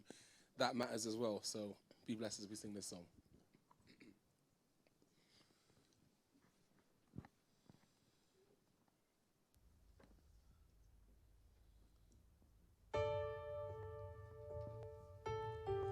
I can almost see it, that dream I'm dreaming, but there's a voice inside my head saying you'll never reach it. But I gotta keep trying, gotta keep my head held high. Ain't about how fast I get there, ain't about what's waiting on the other side.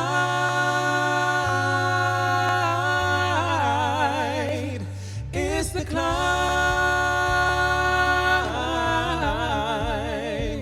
Ooh, the struggles I'm facing, the chances I'm taking, sometimes might knock me down, but ooh, I'm not breaking, 'cause I gotta be strong. Just keep pushing on. There's always gonna be another mountain. Yes, there will. Always gonna wanna make it move. Always gonna be an uphill battle. Sometimes I'm gonna have to lose. Waiting on the other side. It's the climb.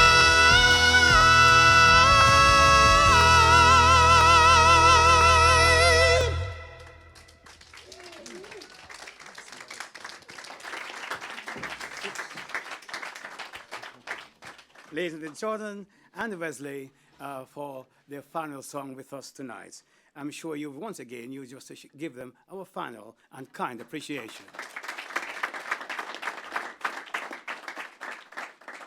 And now, Madam Chairman, honored guests, ladies and gentlemen, we come to the most important part of the evening.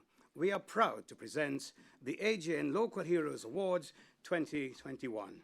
Please welcome back on stage Bishop Deverton and Lieutenant Commander Susan. Please make them welcome.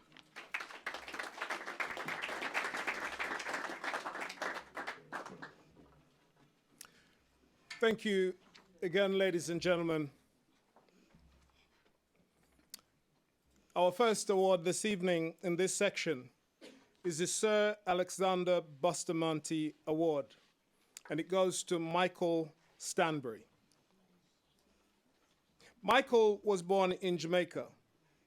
His early years education was in Kingston, where he graduated, enjoying attending school and being very good at sports.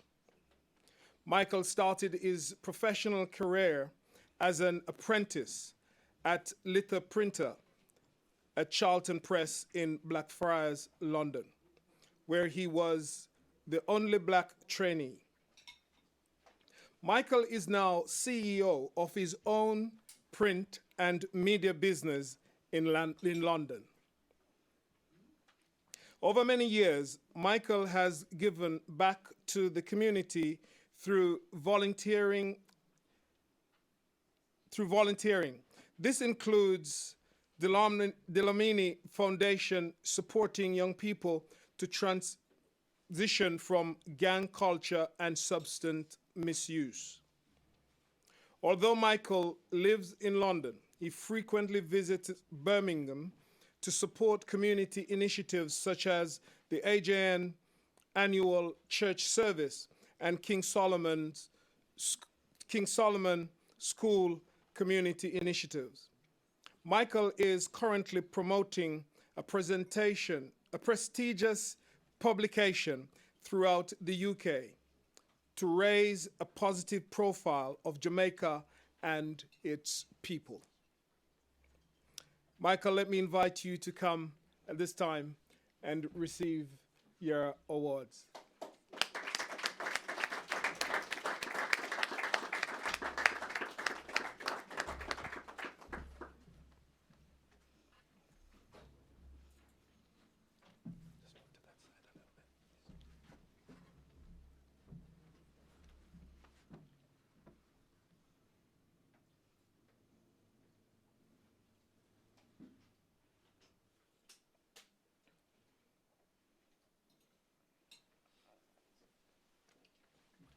Thank you. Don't speak.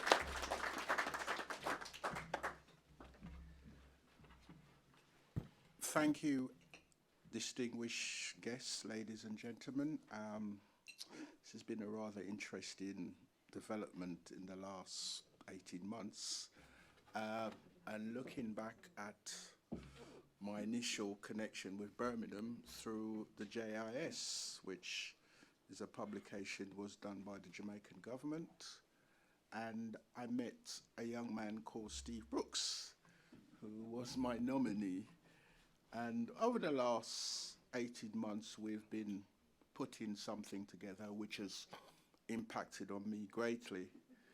And it has put me in a very interesting position with my local church and the Church of England, and the support that they're giving me with an initiative to have a platform for young people who want to go into the world of music and the different aspects of that.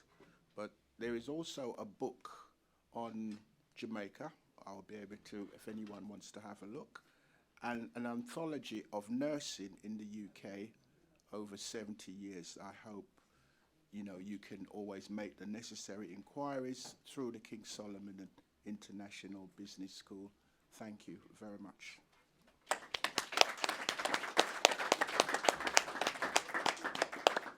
Congratulations, Michael. The Nanny of the Maroons Award goes to Miss Janet Dubadant. Janet was born in Smethwick, West Midlands. She spent her formative years in Portland, Jamaica, before returning to the United Kingdom to join her parents in 1976. Janet gained qualifications in a range of office and secretariat practices, after which she embarked on a professional career in community development and training with Ling Community Programme Limited, Sandwell Horizon Limited, and currently in a social housing at Nehemiah Housing Association Limited. Using her skills and expertise to support the Church of God of Prophecy United Kingdom, a national registered charity, as company secretary in a voluntary capacity for several years. In her voluntary work, she provides company secretariat support at AJMs for the Church of God of Prophecy Trust UK, company secretary advice on corporate governance, constitutional protocols and legal procedures. She also is the treasurer trustee of Church of God of Prophecy Walsall. During COVID-19 pandemic, Janet's diligence in matching the needs of the association to maintaining service delivery to residents with the well-being of staff led to her spearheading the development of working protocols that enabled Nehemiah to continue to function effectively throughout the pandemic. Many congratulations, Janet. Would you like to come to the stage and receive your award?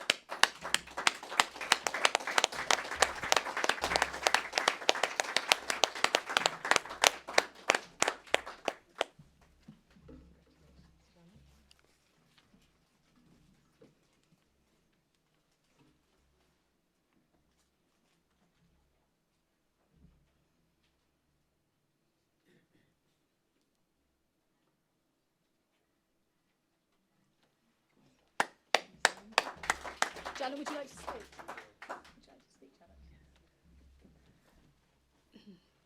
Sorry, I'm taken by surprise.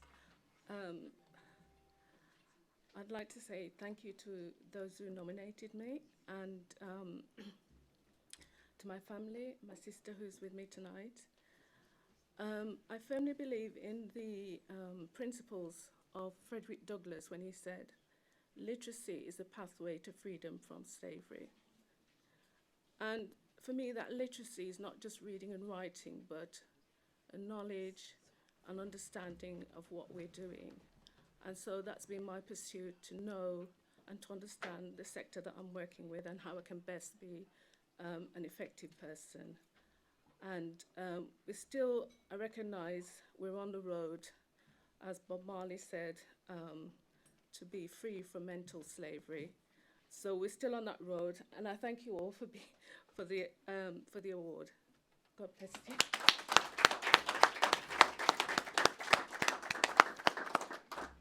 Thank you very much, Janet. The Sam Sharp Award goes to Mr. Keith Redgard.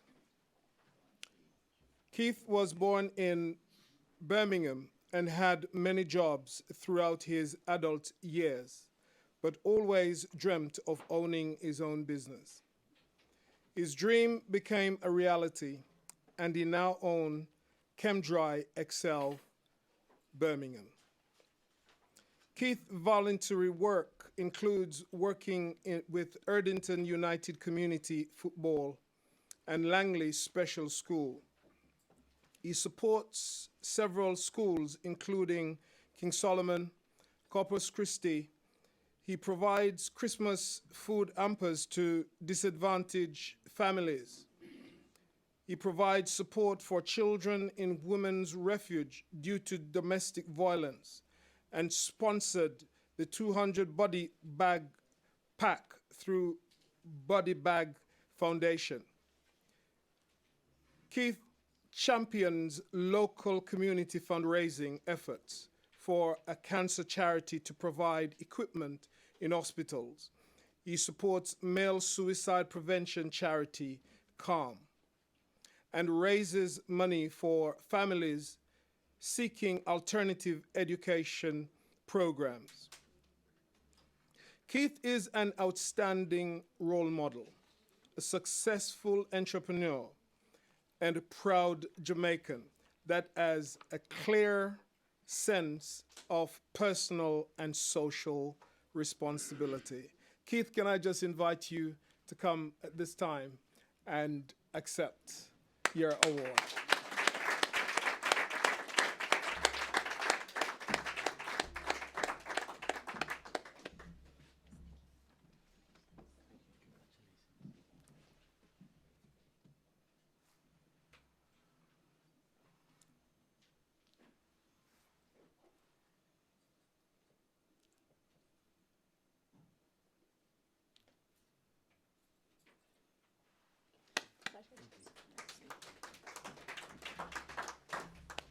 Good evening, everyone. Good evening. This has come as a bit of a surprise myself. I'm going to tell you a little story. I was actually born on Mayfield Road, about 2 roads away from here. And growing up as a young black guy, it was never difficult. It was very difficult because obviously with racism and everything what's going on. And there's my friend Joe Jackson, he knows because we used to play football together, right? So when I started off playing football when I was a young kid, and it didn't work out. It was, I didn't get, my football career finished when I was about 20. And, you know, it wasn't easy. I was in and out of jobs, like the gentleman said. And I was working on a building site. This is a true story. I was actually on a building site and I was walking and this gentleman came up to me and he said, "How is it, son?" I says, "Oh, it's crap, mate. It's absolutely rubbish." He goes, "Get into cleaning." I says, "Cleaning?" Well, my mum used to make my bed, so that would be very difficult, to be honest. I didn't clean nothing in my house. Anyway, so this gentleman called Clem, he says, "Get into cleaning and you won't look back." And he wrote me a letter. And in the letter, I've got it in my office, and it says, get your business cards, buy a particular machine, and you won't look back. And, you know, there is a God above. I've never looked back. I employ 52 people, and I'm very proud because a lot of people wrote me up.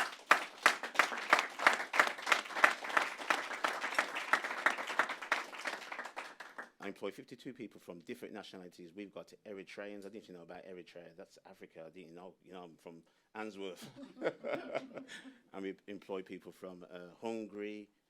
Our staff is from all different nations. And I must say, I'm really proud to accept this. Thank you very much.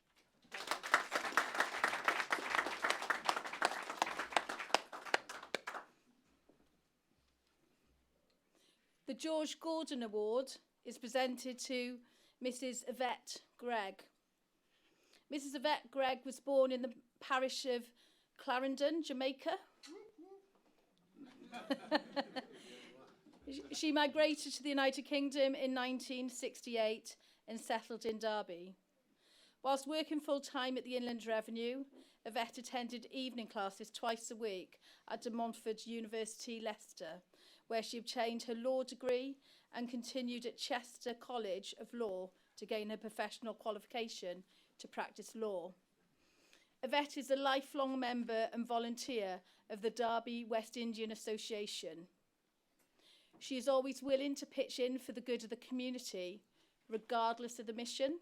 She worked to establish programs for students to improve their performance at school, at the Association's Saturday School.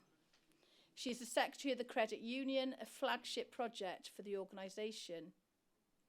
Yvette has made a difference to her community and has positively impacted many young people's lives through her skills, knowledge, and willingness to help others. And also her dedication to her community makes her a great mentor and a positive role model. Congratulations, Yvette. Can I invite you to the stage, please, to receive your award? Oh, she's online. We'll pass you over to Zoom. Good evening, everyone. Can you hear me? I think the back.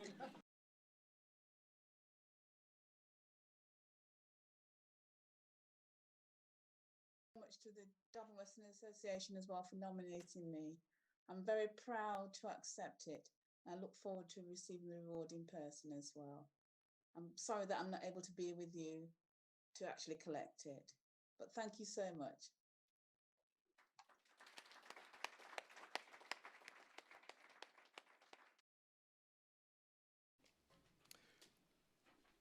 The next award is the Marcus Garvey Award, and this goes to Mr. Joe Jackson. Joe Jackson's parents were part of the Windrush generation that came to Britain. He was born in Wolverhampton and has made a substantial contribution to the community in Wolverhampton and the wider West Midlands. He has unselfishly given himself to supporting families, providing programs for children and vulnerable young people. Since 1998, Joe has worked with thousands of young people using football to not only develop their own personal abilities, but also to teach them the importance of team ethics, values around working together, trusting each other, and believing in each other. Joe was instrumental in the formation of Churches for Positive Change, an organization that brought together the church, community, and civic leaders in response to COVID-19. During this period, he helped to develop a health and fitness program called Get Out, Get Active, and launched and coordinated the very successful Back to Eden Community Allotment Project. Many congratulations, Joe. Would you love to come and receive your award, please?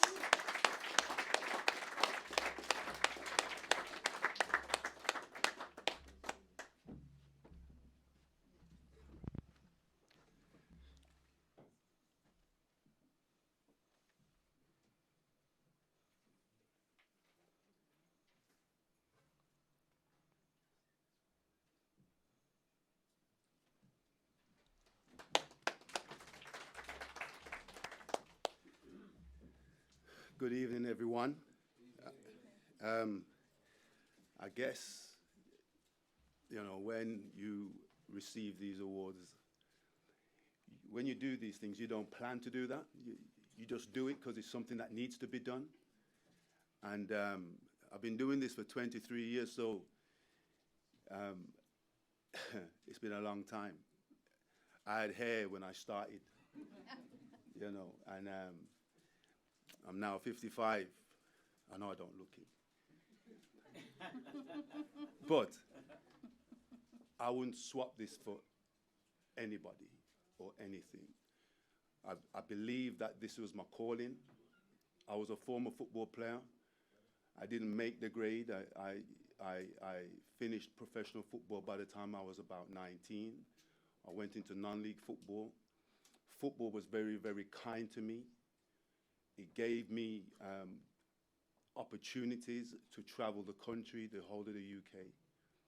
And when I came back and I sort of started to think about finishing playing football, because football was good to me, I said, I'm going to set something up. It kept me out of trouble.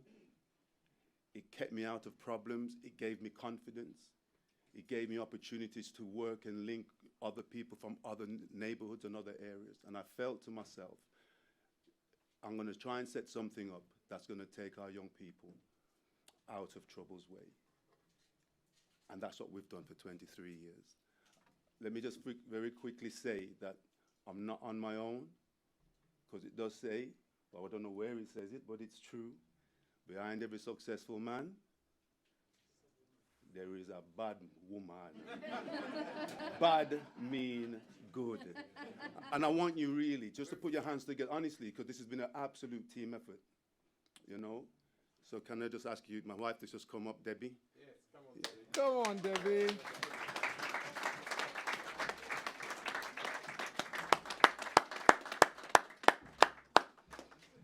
I don't know if you want to say anything, but I'm being honest with you, you know, it's been an absolute team effort. We've got 3 boys of our own. Believe it or not, I've got a 36-year-old, or we've got a 36-year-old, a 35-year-old, and a 30-year-old, and 12 grandchildren. 11. Oh. 11. Well, I think maybe one's on the way. No. But, you know, I'm really just going to finish just by saying this, you know. It's been hard work, but it's been worth it. Thank you very much.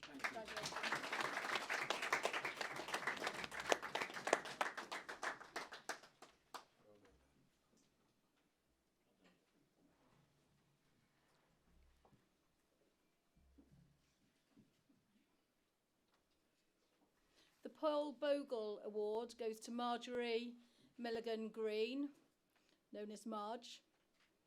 It was at an early age Marge demonstrated her natural leadership qualities, organising netball matches in the playground amongst the girls, encouraging participation and building teamwork and team spirit. Marge's entire professional career, volunteering and passion is firmly rooted in caring for her community. Her volunteering started at the age of 15, where she volunteered as a teaching assistant at the Harambe Association. In 1987, after returning to Birmingham from studying in Leicester, Marge joined the national children's charity organisation Barnardo's, where she worked for 3 years as a detached youth worker. Since 2017, Marge is a CEO for the Bethel Health and Healing Network, a registered charity that aims to offer a range of services that promotes the health and well-being of disadvantaged people of Birmingham and its environment. In response to COVID-19, Marge started a Move with Marge online class with the aim to getting neighbours moving and being active in a safe space. And as restrictions were lifted, she has continued providing these 3 classes in local parks on a weekly basis. This is another great demonstration of Marge's selfless commitment and benevolent heart to her community. Many congratulations, Marge. Please, would you like to come and receive your award?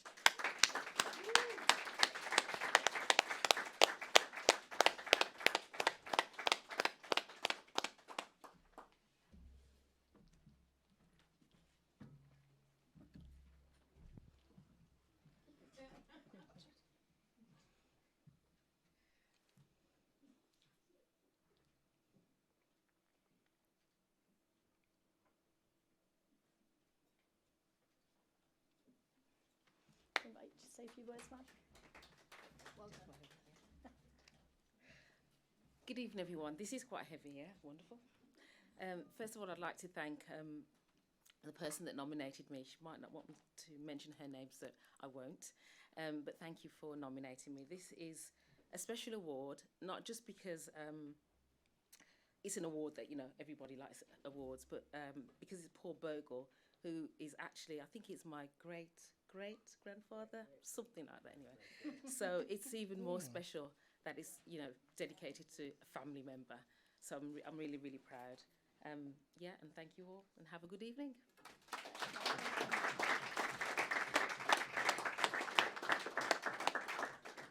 I think I might need to join your classes, Marge.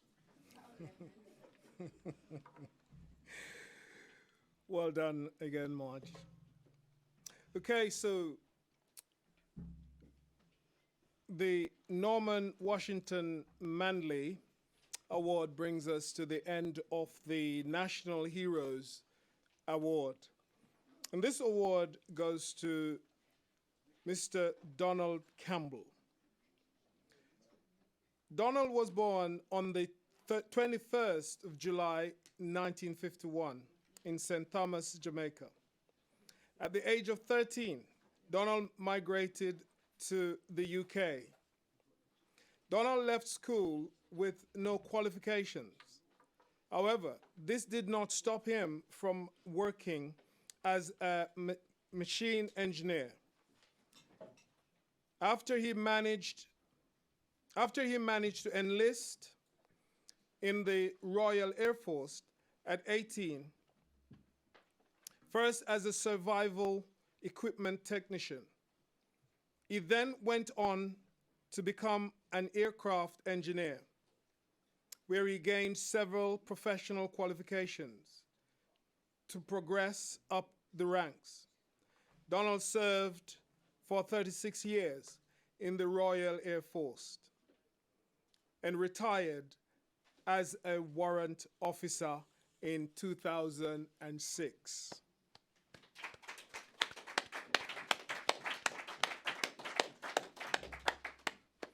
Donald is now a proud veteran, role model, and community ambassador who gives up his time by doing presentations in schools, churches, and other organizations. After retiring from the RAF, Donald became the owner and director of a successful executive chauffeur company, Birmingham Chauffeur Service, from June 2006 to April 2021. Donald has been involved in voluntary work for many years, including being the chair of Sickle Cell Society West Bromwich for 9 years, taking part in fundraisers, doing marathons and other runs and walks for Heart Foundation and Sickle Cell. He's also instrumental in raising funds to install a tank on his water tank, I take it, on the roof of his school in Jamaica in the aftermath of Hurricane Gilbert. So they could get, and also so they could get electricity and be able to provide hot meals for the children. Donald continues to be a light, mentor, and inspiration to young people in sharing his story of how he achieved despite obstacles. Donald, would you come and receive this award?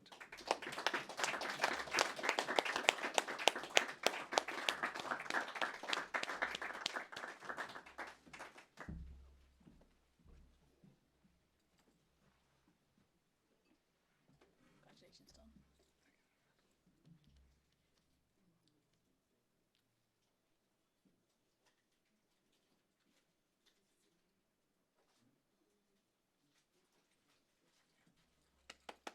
Thank you,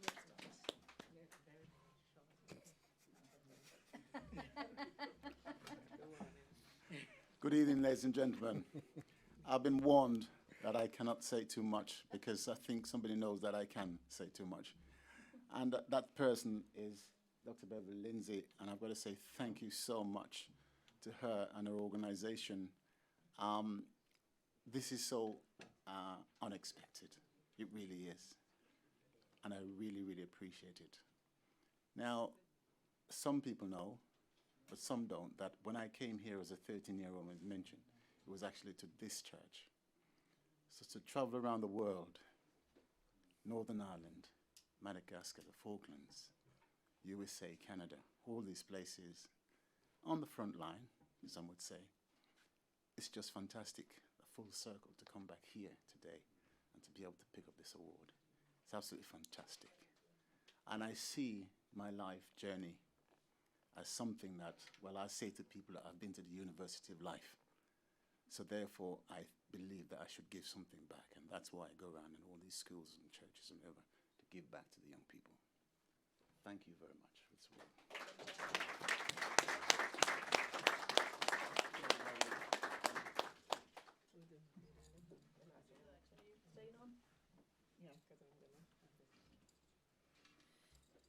The last award of tonight is the Mary C. Cole Award, sponsored by Victoria Mutual, and it was awarded to Mrs. Mavis Powell. Mrs. Mavis Powell was born in the parish of St. Thomas and later joined her parents in the United Kingdom. Mavis's nursing career began in 1962 at Tamworth General Hospital, where she achieved her qualifications in general nursing and went on to study midwifery at Marston Green Maternity Hospital, where she achieved registered certified midwife status. She continued in her professional career at Good Hope Maternity Hospital, then at Dudley Road City Hospital and Walsall Manor Hospital. Mavis's career in the NHS spans over 40 years. Mavis's community service efforts are unique and far-reaching. Over many years, she has volunteered as a church cleaner at the New Testament Church of God, Handsworth, also served in the women's ministry, choir ministry, and the Villa Cross Soup Kitchen.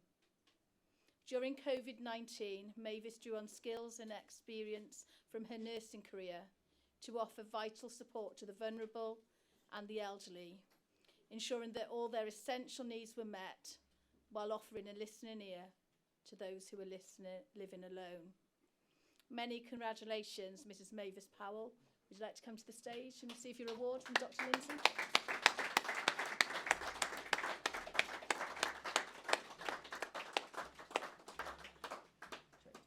Whilst Mavis is coming up, I just noticed something. I really didn't know that so many people from St. Thomas. And it's not deliberate. I'm from St. Thomas. And I didn't choose them.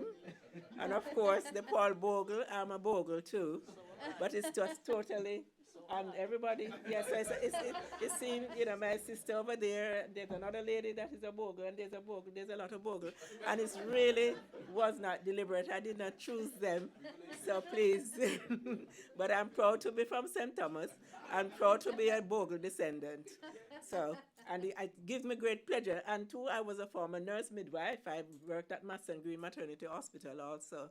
So it's a great pleasure in giving this Mary Seacole Award to Mavis this evening.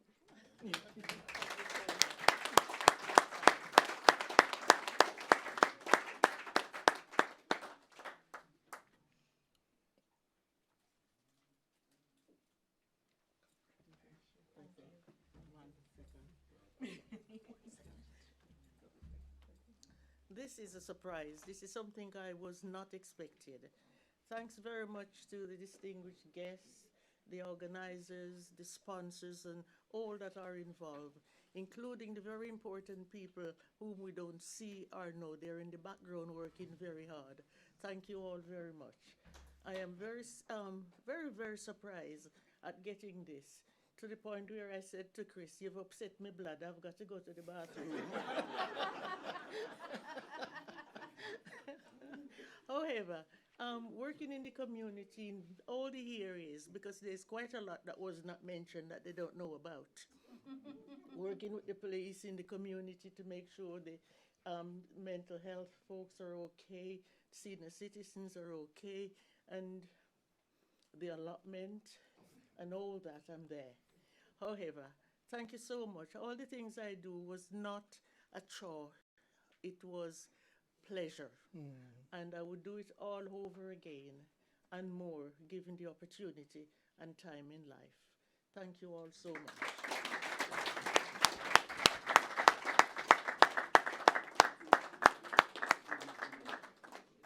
Very well done, Mavis.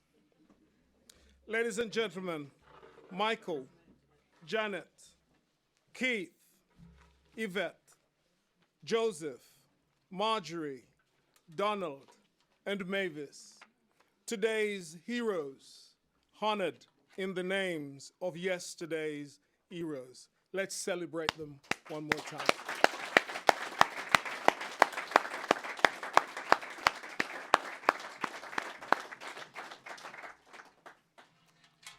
Okay, thank you very much, Bishop.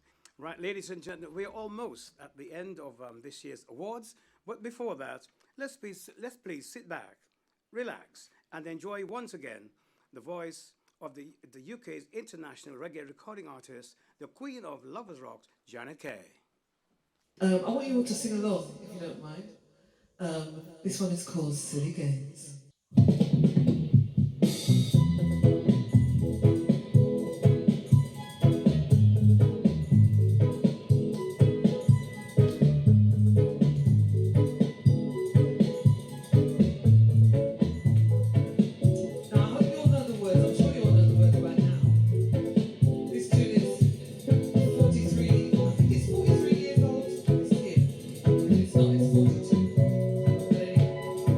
Let's sing.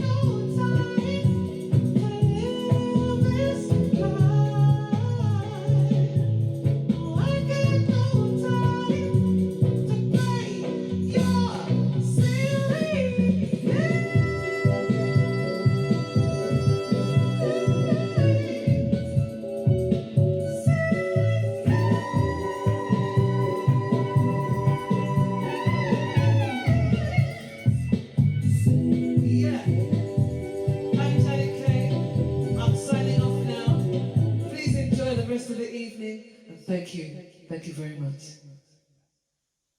Bye. Yes, indeed, ladies and gentlemen. The Queen of Lovers Rock, Janet Kay, with Silly Games. Just before we have our next video presentation for Victoria Mutual, can I just draw your attention once again to our nominated charity, Mustard Seeds. And I really must beg you, ladies and gentlemen, please, before leaving tonight, please do put a small donation of any kind on the table, because like we said, every little helps our local charity. So please don't forget, let's all empty our pockets and put something on those tables this evening. And now, ladies and gentlemen, we have a video message from Victoria Mutual. I got a mortgage customized to fit me. Same-day pre-approval on my loan. Wow! Lower mortgage payments, so I have money to do more of the things that matter. Happiness is owning my own crib. Take advantage of our same-day mortgage pre-approval plus customized financing of up to 100% and enjoy low monthly payments. Happiness is home. Own it with BMBS. Yes, a message there from Victoria Mutual. Okay, ladies and gentlemen, just before we proceed any further, we would like to register a vote of thanks. And the person we're going to ask to do that is Mr. Christopher Inver-Rarity, a committee member of the AJN. Please make him welcome.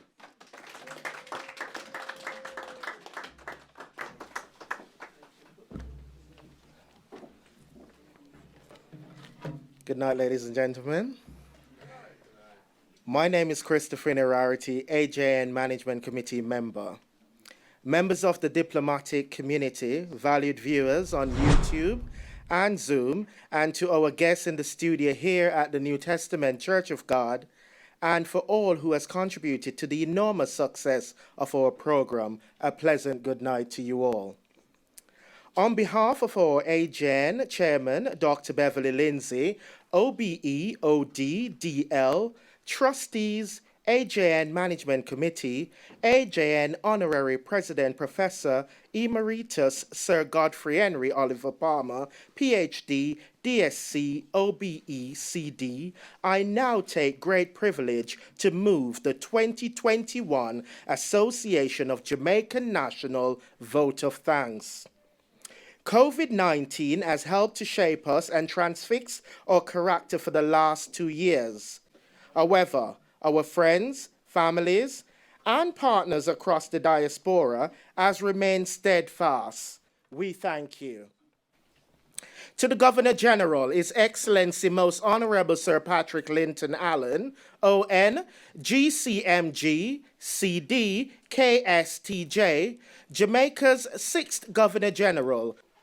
To the Prime Minister, the Most Honorable Andrew Michael Holness, ON, MP, we thank you.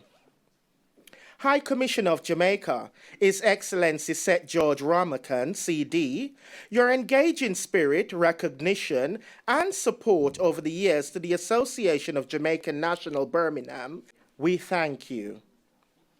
To our Toastmaster, Mr. Ruben Lynch, unique style in how you carried out your task at hand tonight with great fortitude and expression of gratitude, sir, we thank you.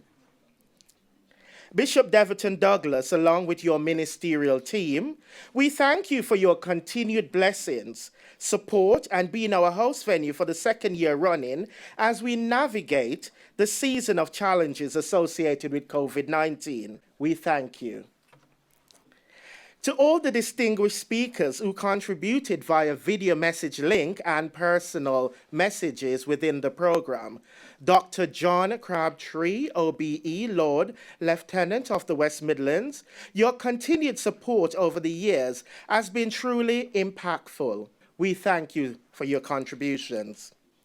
Councillor Mohammed Afzal, Lord Mayor of Birmingham, your kind words to the Association of Jamaican National exhibiting magnificent contribution of Jamaicans past and present to the great city of Birmingham. We thank you. AJN patron, the Right Honourable Lord Bill Morris of Handsworth, OJDL. You're not with us in person this year. However, your message reminds us of how resilience, hard work, gratitude, and awareness of developments and what we have encountered over the past year and a half is important. We thank you. Metro Mayor Dr. Andy Street, CBE, West Midlands Combined Authority, for your contribution, unwavering and generous support over the years. We thank you. Mr. Rudy Page, Patient and Carers Race Equality Framework, making connections work. Your walk and support to mental health services over the years is truly remarkable and legendary. We thank you. Mr. Simon Foster, West Midlands Police and Crime Commissioner, for your generous recognition of the Jamaican community, making a huge contribution to the social, economic, political, and cultural life of Birmingham and the wider West Midlands. We thank you. The loyal toast, Mrs. Karen Duke Thompson, AJN Admin Secretary. Your special style delivering the local toast to the Queen, Jamaica, and the city of Birmingham. We thank you. Mr. Vivian Crawford, OD, JP, BSc, MBA, FJIM, Executive Director at the Institute of Jamaica. As our keynote speaker, we are indeed delighted and grateful to have had you sharing with us your work, spoken truth, and experiences, vision, and testimonies stand as a refreshing reminder. We thank you. I would like to give acknowledgement to our headline sponsor, Aston University, and Mr. Mark Smith, Executive Director of Business and Regional Engagement. For your continued support, sir, we thank you. Other sponsors, Victoria Mutual, Diamond Travel, Nehemiah Housing, KHC, Cyber Risk, Layer Print, Gleaner UK, Price Designs, Grace, Tropical Sun. Also, acknowledgement and thanks for contribution to tonight's program from SHAPE, the Michael Willis Foundation, Bethel Health and Healing, Birmingham City University, and many more. We thank you for your continued support, and we look towards working with you all on future events in partnership. We thank you. Mustard Seed Community, under the leadership of founder Very Reverend Monsignor Gregory Ramkisoon. Over the years, the Association of Jamaican National has helped and partnered with Mustard Seed communities on numerous projects and developments. We thank you. Lieutenant Commander Susan Lynch and Bishop Deverton Douglas for so eloquently executing their experiences and responsibility presenting the numerous awards for 2021. We thank you. To all our awardees across our varied categories, we just want to congratulate to you all and job well done. We continue to celebrate you all. We thank you. For our entertainment, it is pivotal within our culture and holds a special place in our hearts as we often engage and rock to the rhythm and beats. Byron Channer, saxophonist, Jamie Lee, soloist, Janet Kay, Queen of Lovers Rock, Jordan and Wesley, semi-finalists from The Voice UK 2021, Steve Higgins in readiness to deliver the Jamaica National Anthem. We thank you all for your contributions tonight. The media team, Mr. Rowan Spence and the technical professional delegates in control of production, audio, visual, cameras, streams, Zoom, while working in partnership with the New Testament Church of God, Handsworth Media Team, we thank you. To our event youth photographer for tonight, Jordan McKenzie, also for his skillfulness capturing the photographs for this event, we thank you. Today is a signal day, not just in our collective lives, but in the memories of our forefathers who have paved the way for the Association of Jamaican National. They had a vision. which has grown into a platinum brand, having blossomed and flourished for 31 years, and from which we are all beneficiaries. We remain humbled and grateful. We thank you. An event of this magnitude cannot happen overnight. The wheels usually start rolling months in advance. It requires meticulous planning and execution and an eye for details.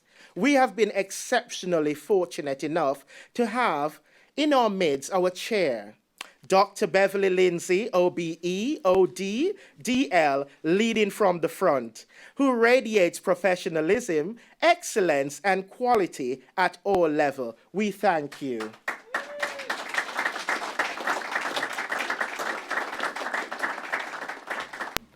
Dr. Lindsay is competently supported by her distinguished AJN trustees and management committee members that serve well the city of Birmingham, West Midlands, and Jamaica land we love. Fellow Jamaicans, we continue to stand and be counted, making a difference. Finally, using the vernacular celebrated by our iconic Miss Lou, and I quote, Audi and Tenke Brockner Square. End of quote. This translates Audi do, and to say thank you doesn't harm anyone. Brockner Square doesn't break a square. It's a nice thing. Out of many, one people. To God be the glory. Great things he has done. Ladies and gentlemen, I thank you. Do have a good night.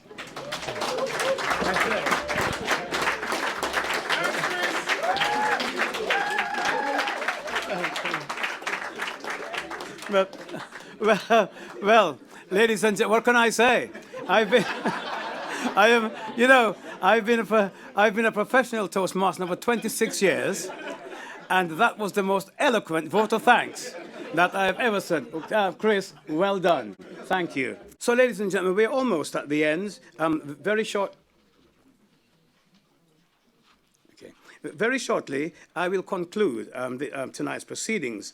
But before that, I would like you all to please stand for the singing of the Jamaican national anthem. And indeed, and to those of you at home, if you so wish, you too also may stand. It is led by international recording artist Steve Higgins.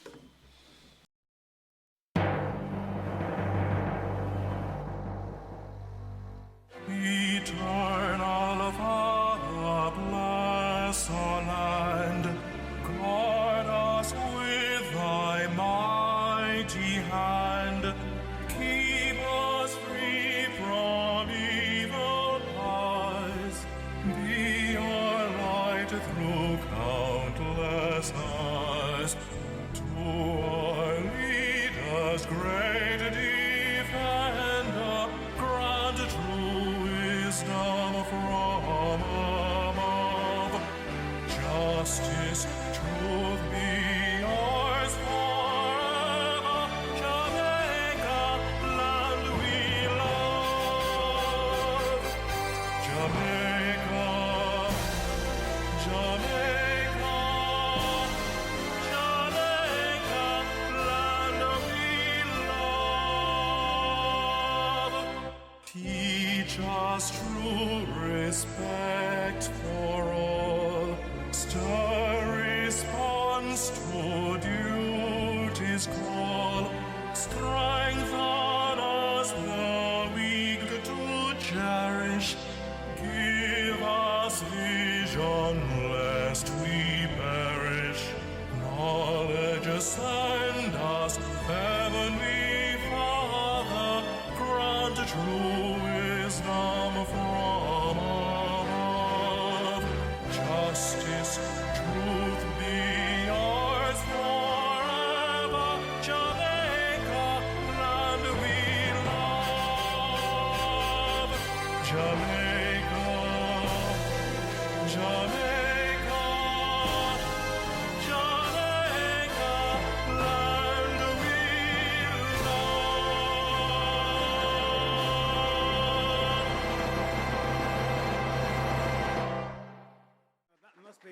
That must be one of the best national anthems in the world. Absolutely fantastic. Well, ladies and gentlemen, very shortly, I will bring this evening's proceedings to a close. But I think earlier on, I think one of our ladies mentioned somebody in the background, and there's a couple of people behind the screens there. Tonight, they had a really hard job to do, but I think in the end, they managed to do it very well. I've seen it all the time. Those people, you don't realize what they go through to keep us all going. So to them, I give a very, very special thank you. Also, And can we also thank Mr. Vern Spence, who's has been slaving away in the kitchen all day and all night to provide this catering for us this evening. Okay. So we want to let him know that we really sincerely appreciate him. Thank you. okay, Vern. all right.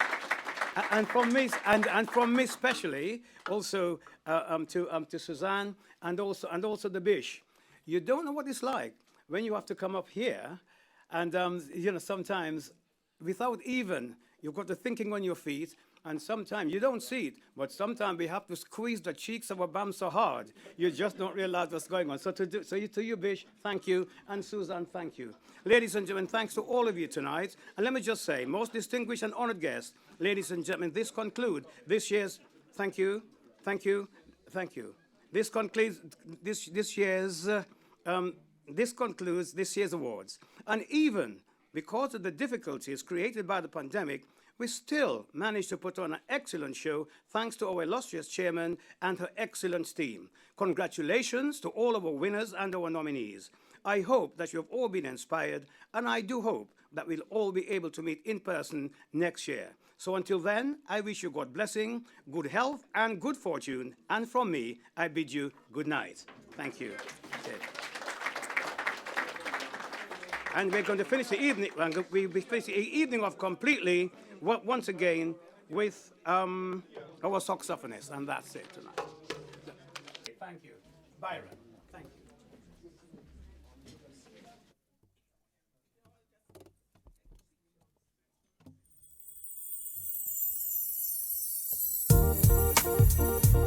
you.